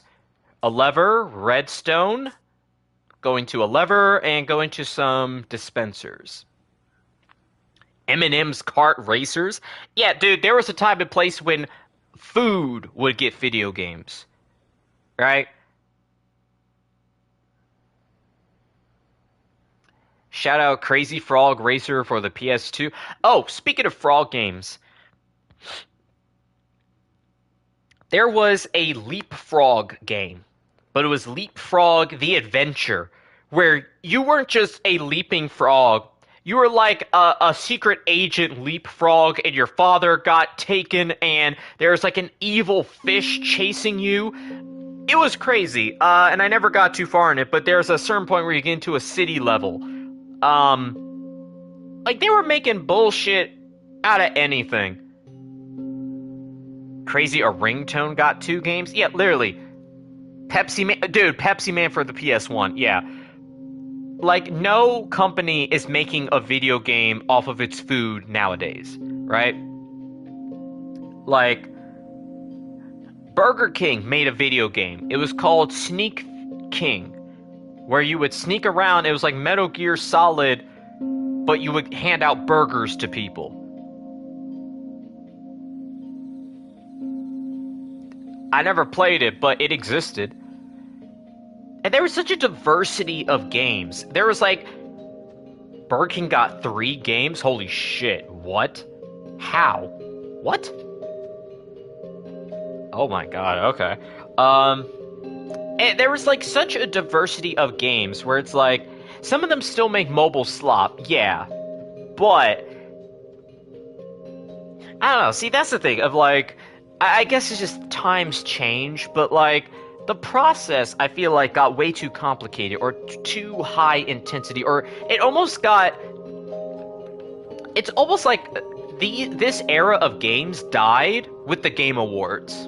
You know, once we started taking video games seriously, and we started making products off of video games that started making money, and it wasn't just niche shit, we kind of lost that rugged, scrappy element of, we're gonna get a team of developers, THQ is gonna make some fucking random shit, we're gonna take this property, and we're gonna do a spin-off of the story. Like, we're gonna take the story of Spider-Man 3, but we're gonna have the Lizard, and Morbius, and Kraven in it. We're just gonna do a bunch of crazy shit.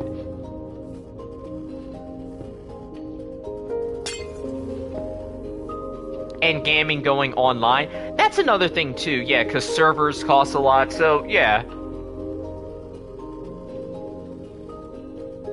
Alright, what is he doing?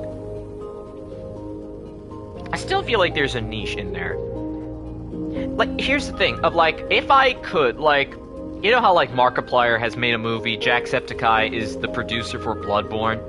If I ever get enough money, time, and clout, something I want to do, I have a lot of big goals that may never ever happen, but one of them is making a video game studio that operates in a way of like, almost branching out in franchise ways, where we are able to make video games of modest proportions, in reasonable time, for fucking anything, and it has a basic seal of quality that is not slop. Like a video game studio that could do tie-in movies again. Tie-in movie video games. Or video games about like fucking anything. Of just like, just to get it done. Just so it exists.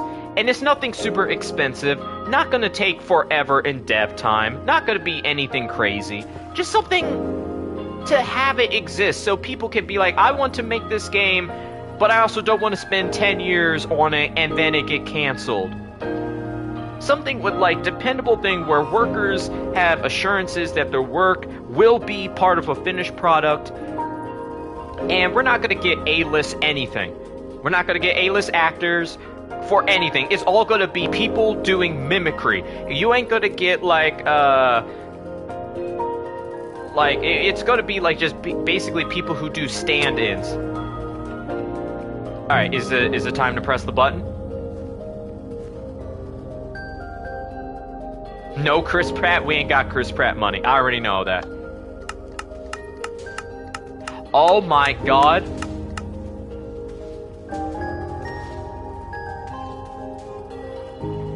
It's a grenade. What the fuck happened to it? Oh, it blew itself up!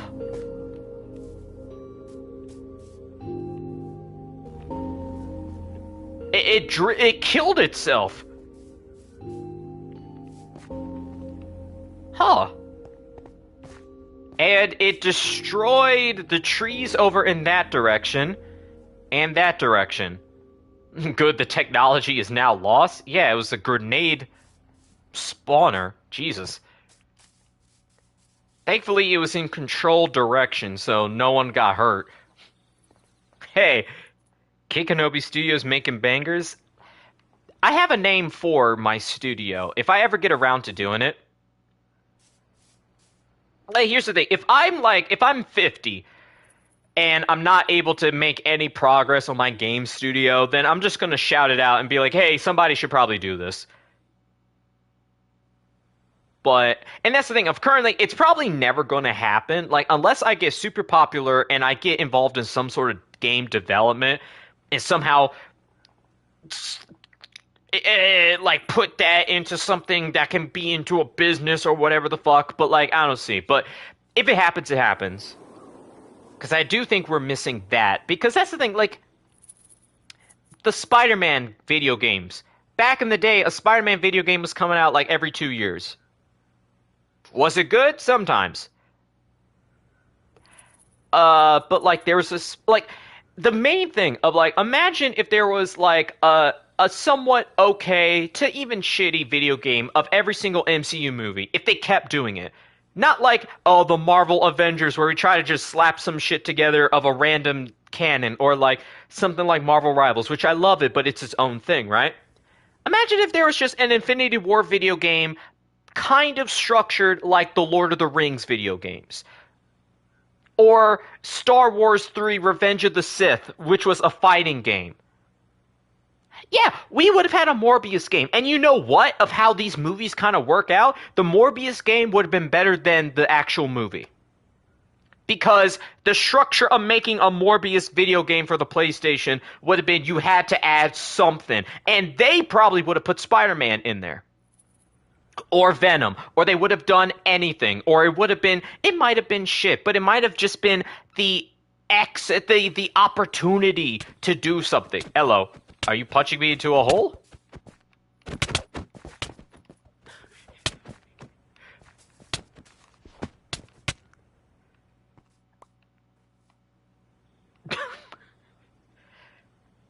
Since you nuked the moon on one realm, does the moon still have a massive crater? Yes.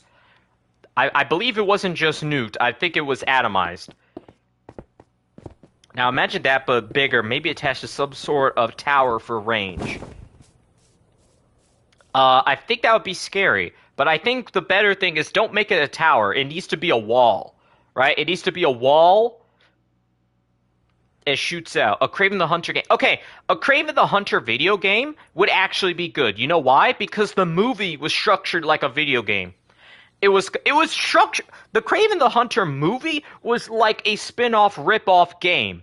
Right? You got Kraven the Hunter, he's somewhat good for some reason. He's got super strength for some reason. He has animal sidekicks. He's hunting mobsters. He fights the rhino and the chameleon and the poisoner for some reason.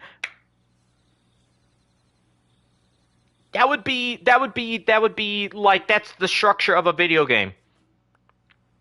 Of you're fighting goons as Kraven and is somewhat bloody like the Wolverine video game. You can see it, right? You can see it. It would be so easy. I mean, not like easy, but like, that's the thing. I think if you had like a streamlined development thing of like, okay, concept art, the movie's coming out. Did you see the Clayface movie? I saw the trailer for it. I'll admit the Clayface movie,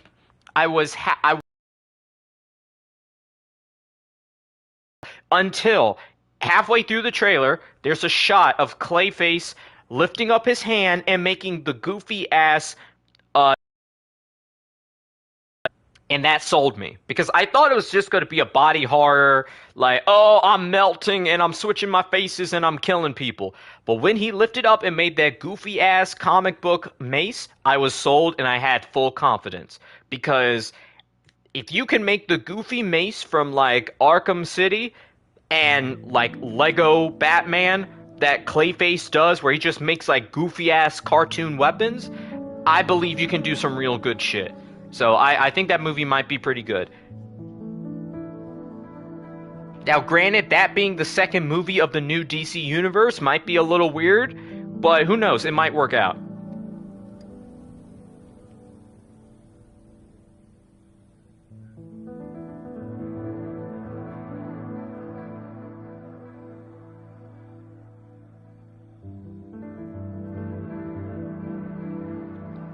Sorry, I had to mute myself. I was eating, and this microphone is too good. You could pick it up you could pick up every chew. My dad accidentally dropped his beer onto our apple slices at dinner, making beer apples. Now, you know, that is a thing. Isn't that like something hard apple cider? Granted, I'm not drinking apple-related alcohol ever in my life again. Clayface turns into a car and runs over Batman. It would be hilarious if by the end of the movie, he has the same mannerisms of like Lego Clayface. He's just making cartoons, shape-shifting, but he's still killing people in gruesome, bloody ways. Like, if Lego Batman Clayface was like brutalizing real humans, I think that would be kind of nuts.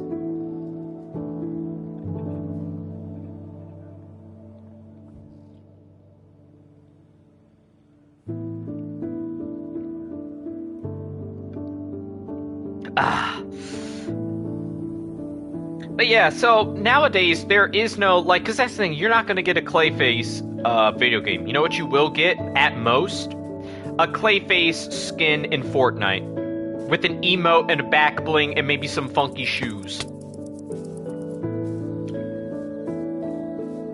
But, you know, that's the world we live in. But if there's one thing I would like to do, if I had, like, infinite money and time, it would be that.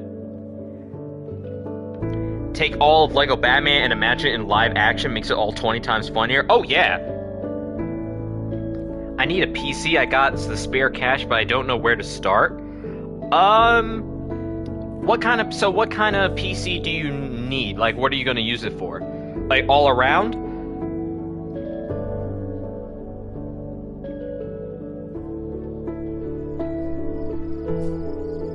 Also, buying PC parts these days is, like,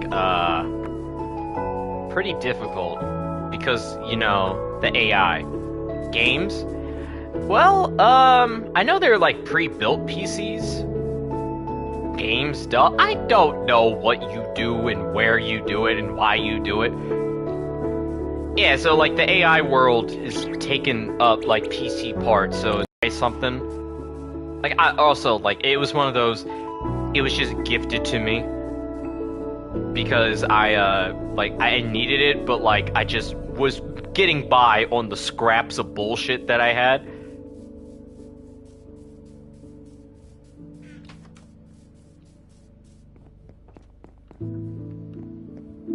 The yap block. Let me take off my Power Rangers helmet real quick. I don't need the best, just something that functions relatively well. Then I would say, like, I don't know if you're the type to build your PC versus, like, buy a pre-built one. I have a pre-built, and it works pretty well. Like, now that I kind of learned what it likes and what it doesn't like, I don't care. I'll own visual space for that. Unbelievable.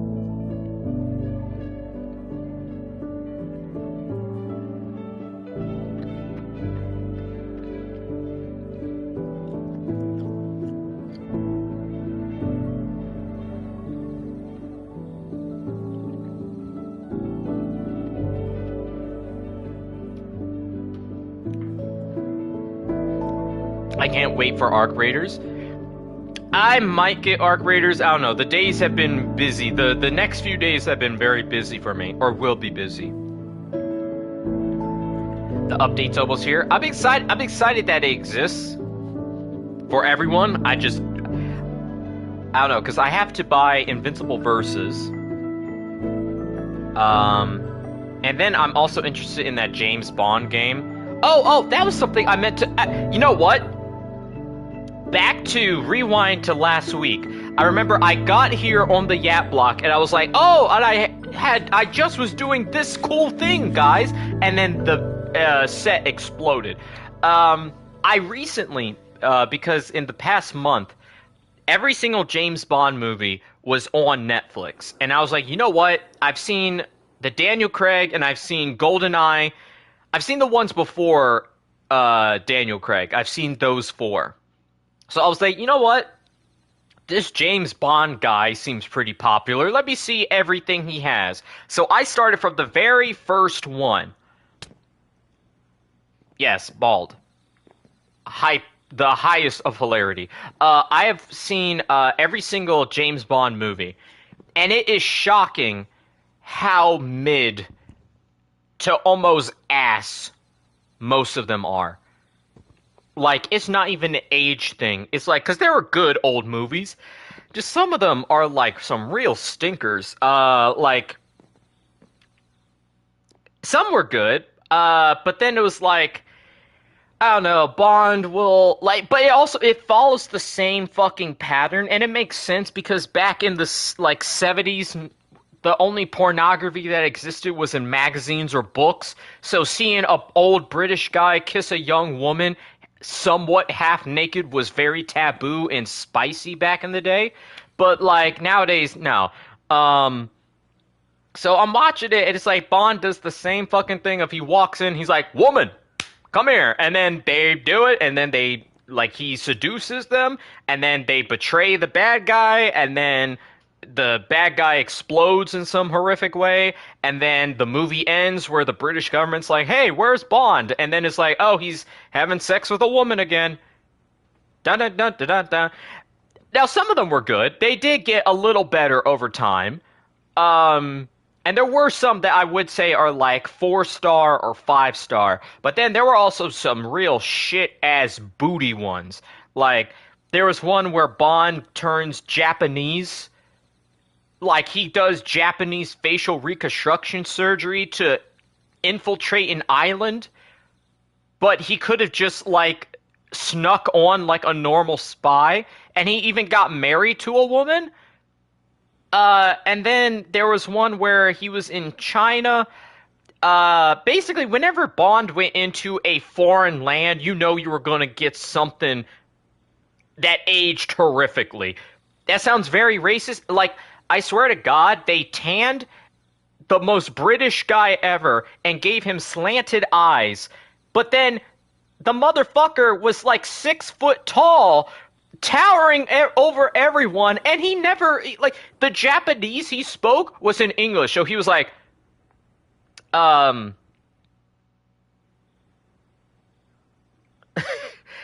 he was like, mochi mochi. Or he would be like, arigato. Like, oh, come the fuck on, man. Like, if there were any spies here that were looking for you, they would be like, oh, it's the big British-looking motherfucker wearing, like, Japanese face.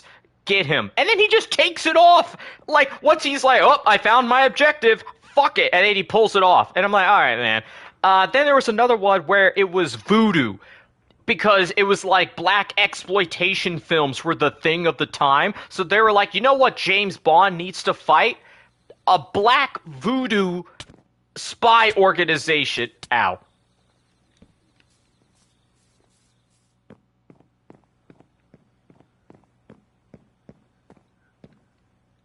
A black spy organization that was like, actually had real voodoo and an unkillable guy. And the whole thing was about cocaine, and there was a horrible, like, they were, like, the comedy factors were such ass, it was horrible. Hi, Ringy, we're talking about James Bond movies, and they just were doing fucking anything. Sometimes it would be good, sometimes. Arigato, Superman, moment. Dude, yeah. Now, granted, some of them work really good. Goldfinger was really good. Because it was just like, oh yeah, this psycho billionaire who's trying to rob Fort Knox, but his plan to rob it was like, he wasn't robbing it. He was just going to... his idea was he was going to poison the entire zip code that Fort Knox resides in, killing like 1,000 people. Then he would go inside of Fort Knox and then place a nuke in the middle of it and blow it up. Because he had like a large stash of gold, so his gold would be valued more. So he was like, oh yeah, you think I'm dumb enough to rob Fort Knox? Nah, I'm just blowing that motherfucker up to increase my own stock value. Was Goldfinger the middle finger? No, his gimmick was that he had a henchman that would kill someone and paint them gold. No, he would kill them by painting them gold. So Bond, being a jackass, was given the assignment of, hey man, we think this Goldfinger guy is kind of sus. Investigate them. So he goes and he sees that Goldfinger is a cheating bastard when it comes to cards, because he would have a card game with someone and he would be sitting at a certain point on like this terrace, and it would be like he would angle it at a certain way and he would have his opponent sit on the other side of the chair, on the other side of the table outside. And he would have an earpiece in. And this was kind of ingenious for the time. He had an earpiece in that was connected to a radio that his girlfriend was operating in like the top balcony of a building opposite of the way. So she would use binoculars to spy on the guy's cards and then tell Goldfinger what the guy's cards is. So Bond walks in and he kind of surveys and he kind of immediately figures out what's going on. So what he decides to do is he goes up into the apartment, breaks in, sneaks up on the woman, and starts mooching on her. She falls for it, of course, and then he breaks up Goldfinger's game, makes him lose, and then he fucks his girlfriend. Which normally would be a kind of Chad move, except it gets the woman killed because Goldfinger is a psychopath, so Bond gets knocked out randomly as he's going in the fridge for a beer, and he wakes up like an hour later, and the girlfriend is dead on the bed, painted gold top to bottom, and she suffocated under the gold paint. It was nuts, but it was impractical in like every way possible. Yeah, Bond's Riz is unmatched, and his Riz gets exponentially dumber the older each Bond gets, because the first Bond kept going well into like his 60s, and then there was the Roger Moore Bond, and it's just like Roger Moore Bond, one of the last movies he did was View to a Kill, and that one was nuts because he was investigating this guy named Xander or Cypher, it's something with a Z, and his whole thing was microchips because of fucking Silicon Valley was the new thing. So his main idea was he was going to destroy Silicon Valley, the concept of the place, Silicon Valley, to increase the value of his microchips. And the problem is that the Xander guy was a genetic Nazi experiment, test tube baby, full of steroids. But that plotline went nowhere because he was just a normal guy at the end of the day. But he was a psychopath. So his idea was, because of where Silicon Valley is, he had an underground mining operation that was going around it next to the fault lines of the area in different water basins. So he had 1,000 miners working in the mines next to water basins underneath a lake and doing everything. And his plan was that he was going to orchestrate like a titanic shift of like destroying the entire like continent basically of that small area by detonating a bomb in one area of the mine shaft that would ricochet the impact and basically collapse the mountain valley in on itself, killing like a bajillion people. And the way he starts out is like he gets the miners, and even though he knows they're all gonna die in like 20 minutes, I guess because he just wants to be sure, he starts lighting the place up. Like, he gets the miners and he activates a bomb early and starts blowing them up while they're trying to work. And then as they're trying to escape and the place is flooding, him and his sidekick pull out machine guns and starts blasting the workers as they're trying to scavenge. And like, it goes on for like 5 minutes where the main villain is just shooting the fuck out of random, like, blue collar workers. And then, like, the plan obviously fails. And then it turns into a blimp battle where Bond grabs the rope of a blimp that the main villain is on and is getting, like, he's hanging on. And the guys are, like, trying to shake him off. And they fly over the city and over to the Golden Gate Bridge. And their brilliant idea to shake Bond off is to literally, like, run him into the Golden Gate Bridge, but since they were going at the speed of a blimp, which is very slow, mind you, they get to the Golden Gate Bridge, and Bond's like, okay, you bastard. And what he does, he just, like, ties the rope of the blimp to the bridge.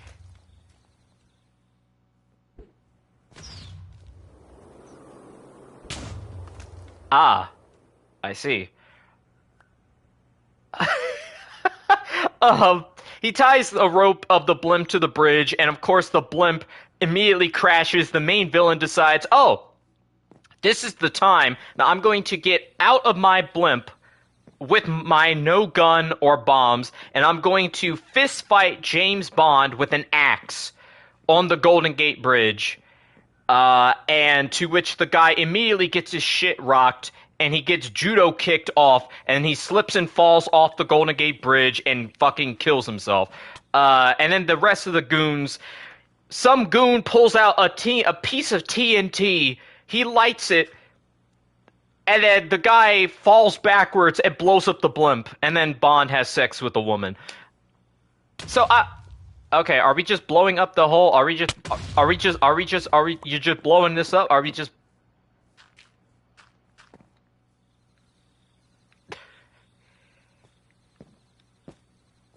Lapis, it's okay. I made a save. You don't have to reset. You don't have to rebuild this. I'll reset it to the last save. It was only like 10 minutes ago. It's okay. It's okay. It's okay. It's all right. You don't have to rebuild it. Ow.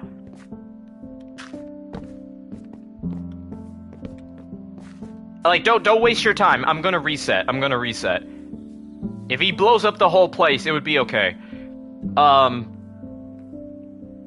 I don't need to pay that. No, because I'm gonna reset. It's fine. But yeah, the James Bond movies, some have great plots, some have great plans, some don't. The newer ones are definitely better. The Pierce Brosnan ones, I think they were the ones before Daniel Craig. Those started pretty good, but then they kind of got a little stupid. Like, the first one, Golden Eye, was all about, like, an EMP device, satellite that was a secret Russian project. Pretty normal. Then you had Tomorrow Never Dies, which is super crazy, because it's about a news media mogul that takes up and owns all forms of communication, that starts beef with China, and orchestrates a conflict with the British and Chinese government by using his misinformation campaigns to make them think that they're at war with each other, and he has a secret submarine where he's launching attacks at each side, instigating the other. And that was pretty cool and pretty timely, too. Then there was The World Is Not Enough, which was just about this... It was really convoluted, but also boring. It was about, this terrorist who has a bullet in his brain, and it's slowly killing him. And a few years ago, he kidnapped this oil baron's daughter, and she developed Stockholm Syndrome from that kidnapping. And then the terrorist comes back, he bombs MI6, and he is trying to get vengeance on the British government for what they did to him. And then he was also setting up a bomb in oil pipeline.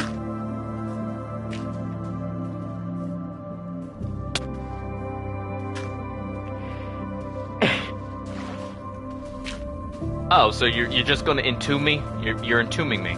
Okay. Power player, I'm stuck in a dirt tube. Help me.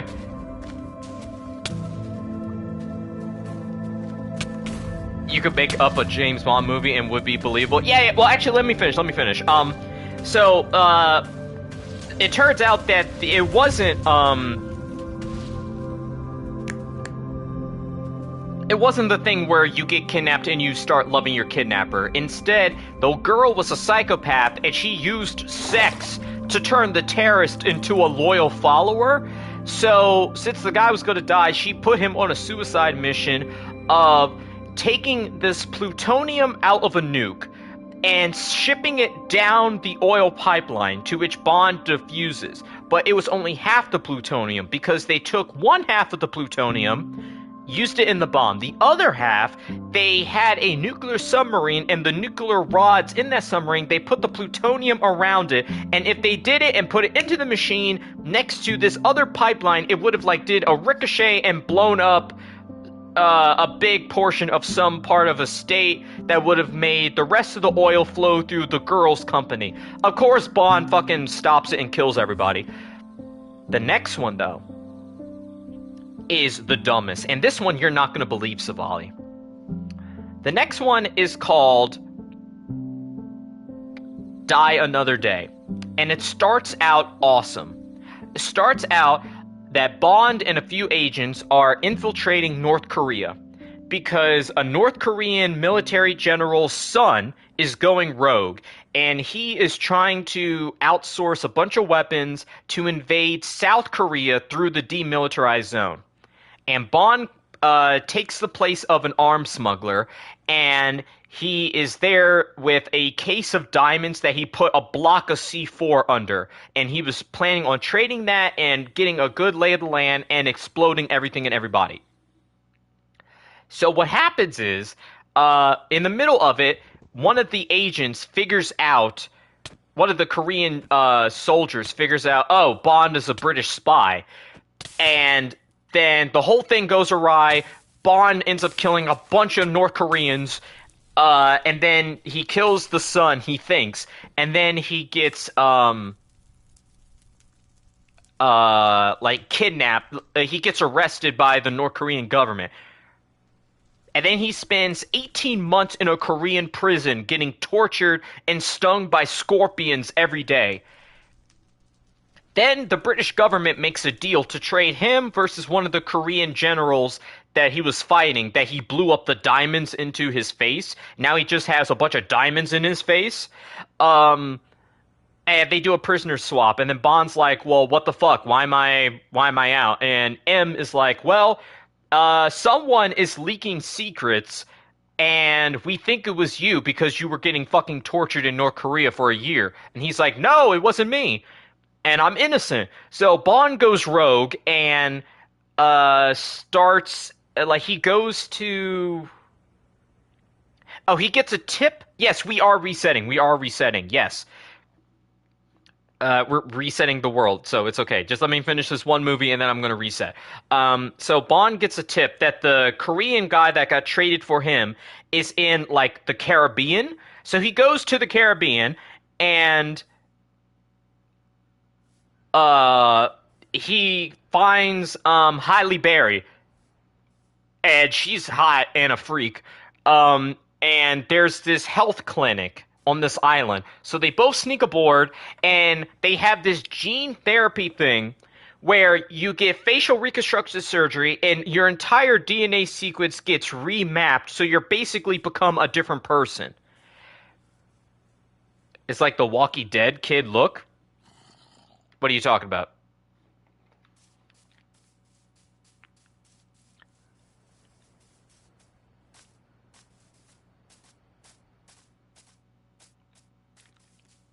Oh no, the bard! Herschel!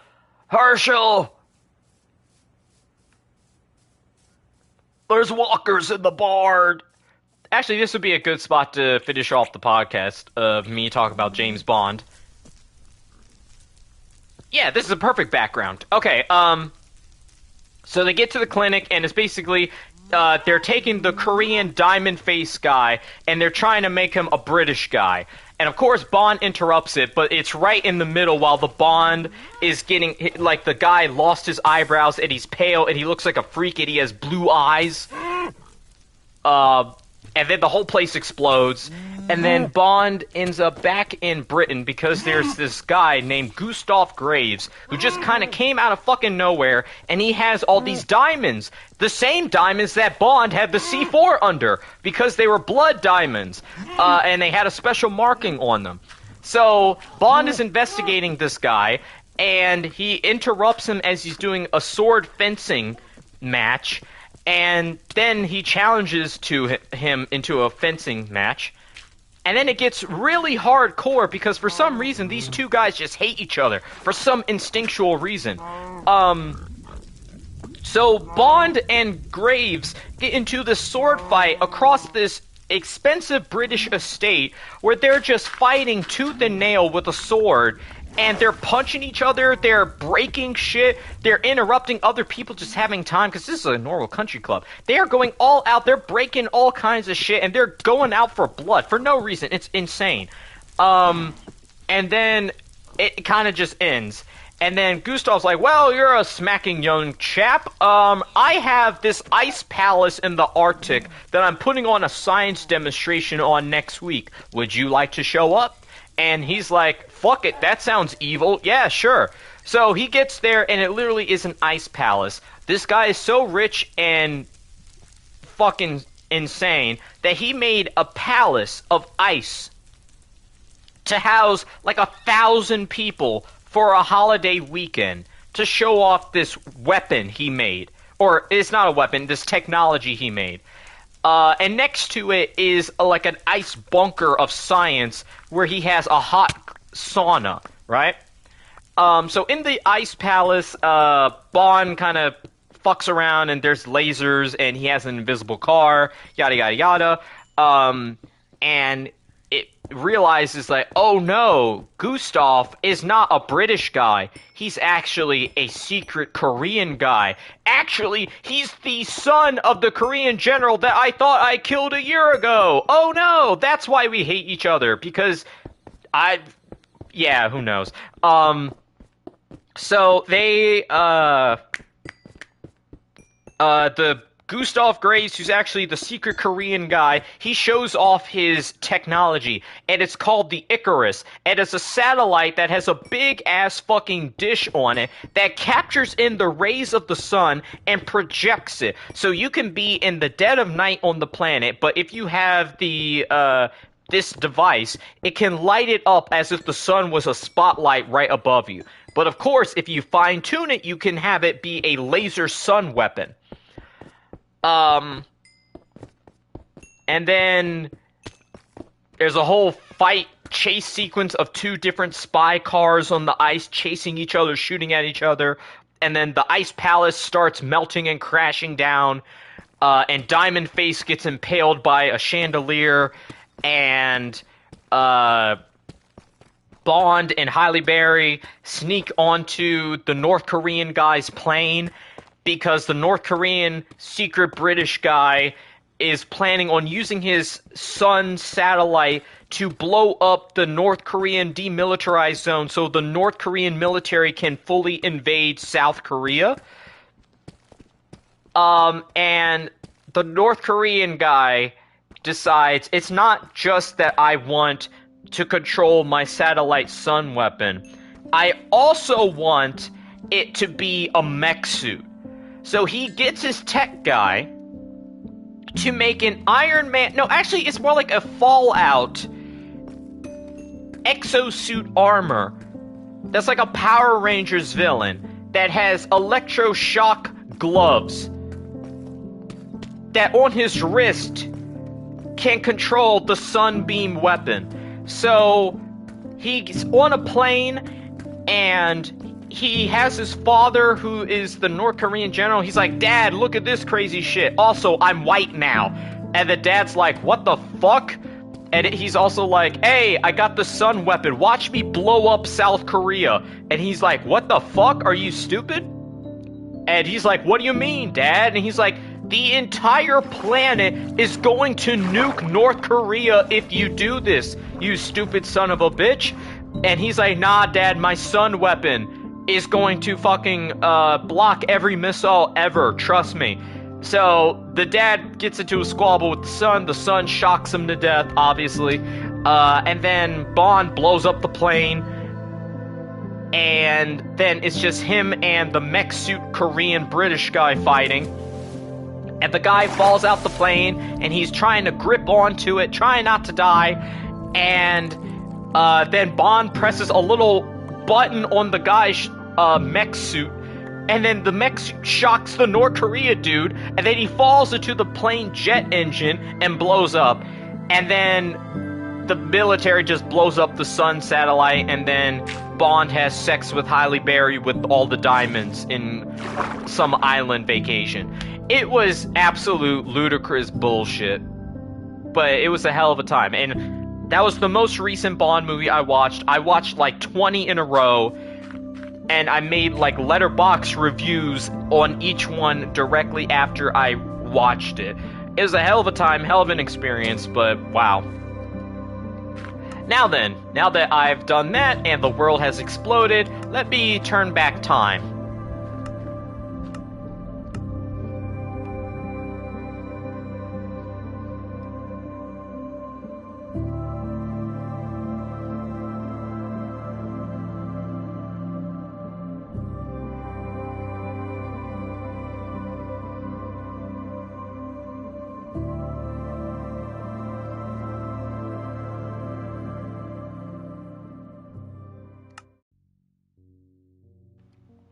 Quite the list of events? Yes. Yes.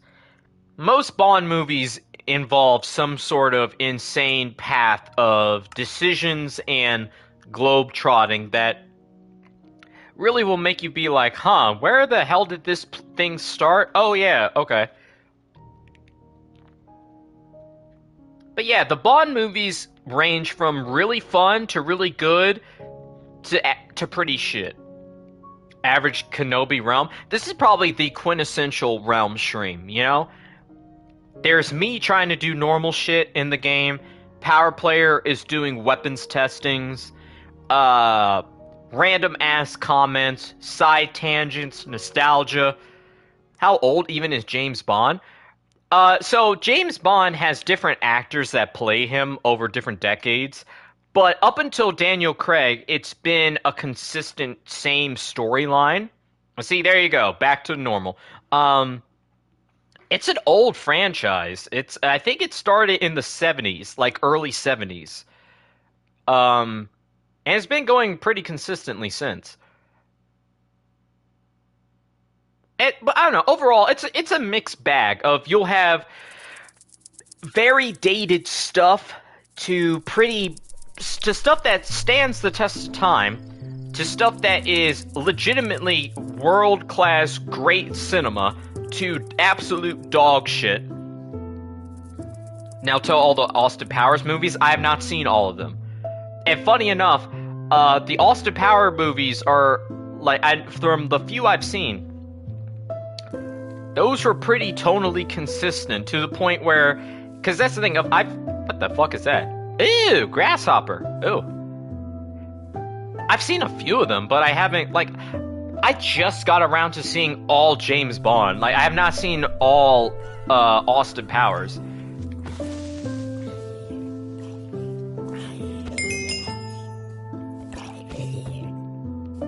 Like, I've seen, like, one or two of them.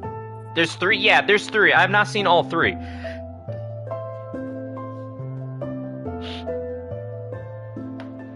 But hey, I don't know, like, it was nice watching, because I watched, like, about, like, a movie a day. Like, near the end, I ended up having to watch 2 movies at a time, just because, all the James Bond movies left Netflix on the 20th. So, I was really, like, pressed for time. But, yeah, it was pretty fun. And now I can say, hey, I watched every single James Bond movie. Actually, wait, I could check my letterbox to actually show what my rankings were, I think. Oh, I didn't actually do reviews on the last two. Okay. Doctor No. Oh my god, wait, the first James Bond movie was in 1962. So 1962, Doctor No. I gave it 4 stars. Then From Russia with Love. What's your letterbox? It's Kid Kenobi. Mind you, if you look at my reviews, I use the speech to text because it's hard for me to get all my thoughts out, so it might look like a complete ramble, but it's not. So Dr. No, 4 star, From Russia with Love, 3 stars, Goldfinger, 4 stars, Thunderball, 3, You Only Live Twice, 3, On Her Majesty's Secret Service, 3, Diamonds Are Forever, 4, Live and Let Die, 2, The Man with the Golden Gun, 3, The Spy Who Loved Me, 4, Moonraker, 3, For Your Eyes Only, 3, Octopussy, 3, A View to a Kill, 3, The Living Daylights, 3, A License to Kill, 5, GoldenEye, 5, Tomorrow Never Dies, 5. If I had to rank the last 2, The World Is Not Enough, that would be a 3, and Die Another Day. I don't know, because it was so batshit insane, but it was also kind of fun. I think I would have to put it a 3, but it would be kind of a 2. My movie ranking system is kind of simple of, if it's 5 stars, I have almost no complaints and it was pretty fun. That's it. 4 is, it was pretty fun, but it wasn't perfect. Most of movies are going to be a 4. 3 was, take it or leave it, maybe something was good in it. 2 was, there was almost nothing good in it. And 1 is absolute ass shit. And I very rarely give anything that, except like the Emoji Movie. Oh my goodness, can I go home now? Just followed me. I have a follower on Letterboxd. Oh, wait, I can see the movies you've rated. Okay. Superman, 4.5 stars. Osmosis Jones, 2.5? You know what? I haven't seen it in years. Mario Galaxy Movie, 2.5. And Super Mario Bros. Movie, 3.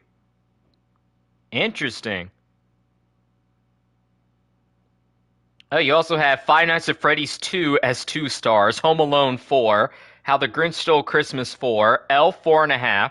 The SpongeBob SquarePants Movie, 5 stars. That's my man! That's what he's talking about! Alright, absolute major respect. Hell yeah. 1 is I would rather watch nothing at all. Yeah, that would be the Emoji Movie. That would be Morbius. That would be some of the Sharknado movies.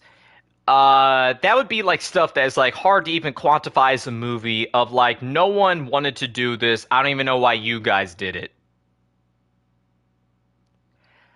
2 is very like, 2 is like, what's another level 2, like a 2-star movie? Oh, I know. I would say 2 is like Thor Love and Thunder. Where it's like, okay, there's some cool shit, but the rest of it is kind of ass.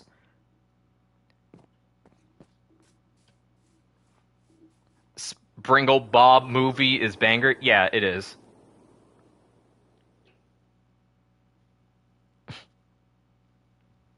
Yeah, so besides the James Bond movies, I reviewed the Stranger Things 5 finale, which I gave a 2. Which pisses me off because, like, the entire series is tilted by that. Wake Up Dead Man, which I gave a 5. I really thought that was pretty cool. Frankenstein, the 2025 Guillermo del Toro movie, that shit was pretty peak. Gothic horror to the maximum. Captain America Brave New World, I gave it a 3 star. I tried to like a lot of it, but it was very choppy. Superman, I gave 5 stars. It was kind of everything I wanted. Sinners, I gave 5 stars, loved it. King Kong 2005 movie, God, that is like my classic. If someone asks me what's your favorite movie, I'm gonna say, at least until I think of something better, it would be the King Kong movie from 2005. by Peter Jackson. That was a fucking epic. That is like a 3-hour movie, but damn, dude, you live in it, and it is so great. There's like an hour before you even get to the island, and then you spend like an hour and a half on the island, and then the last 30 minutes back in New York. God, like, once that movie is over, you're like, well, I have been through an entire journey. I am a changed person. And it was also visually impressive for the time. Like, Peter Jackson cooks. It do go pretty crazy, yeah. I do want to, like, because I don't watch movies that often. I usually just watch YouTube or I'm on TikTok when I eat. But the bug battle was so fucked up. Because, like, all these poor sailors that really did not mean to be on this island fighting a giant monkey and dinosaurs. They end up falling into this ravine. Like, half of the party is dead. And then another half dies in the fall. And then they're like, okay, let's recollect. We got to figure a way out. Before they can even finish that thought process, a bunch of giant creepy crawlies start crawling out of every crevice available. And they just start pinching it, eating, and killing people.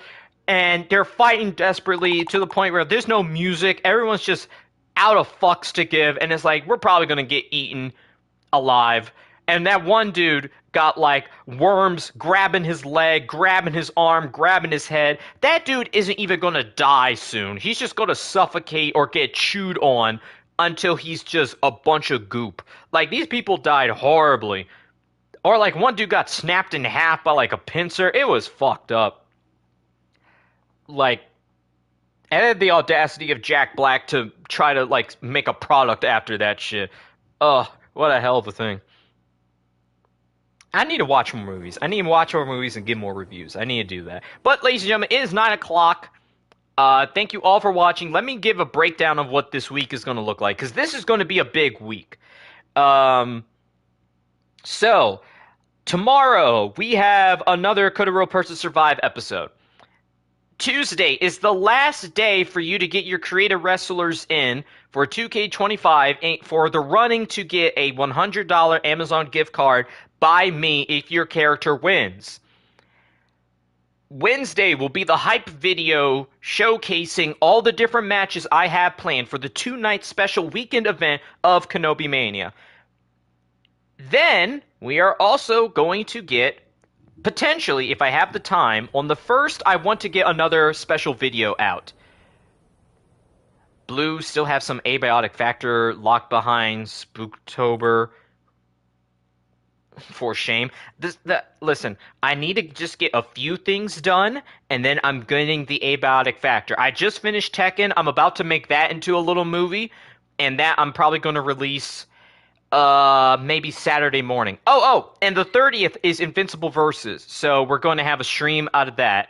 How people know to submit their character on Tuesday without a promo. I put it in the Discord, and I put it in the YouTube community page. I also don't want, like, a lot of people putting it, because so far, like, I haven't checked. I'm going to check in the next day, but we have your 2 characters. We have Power Player's character. I think someone else is participating.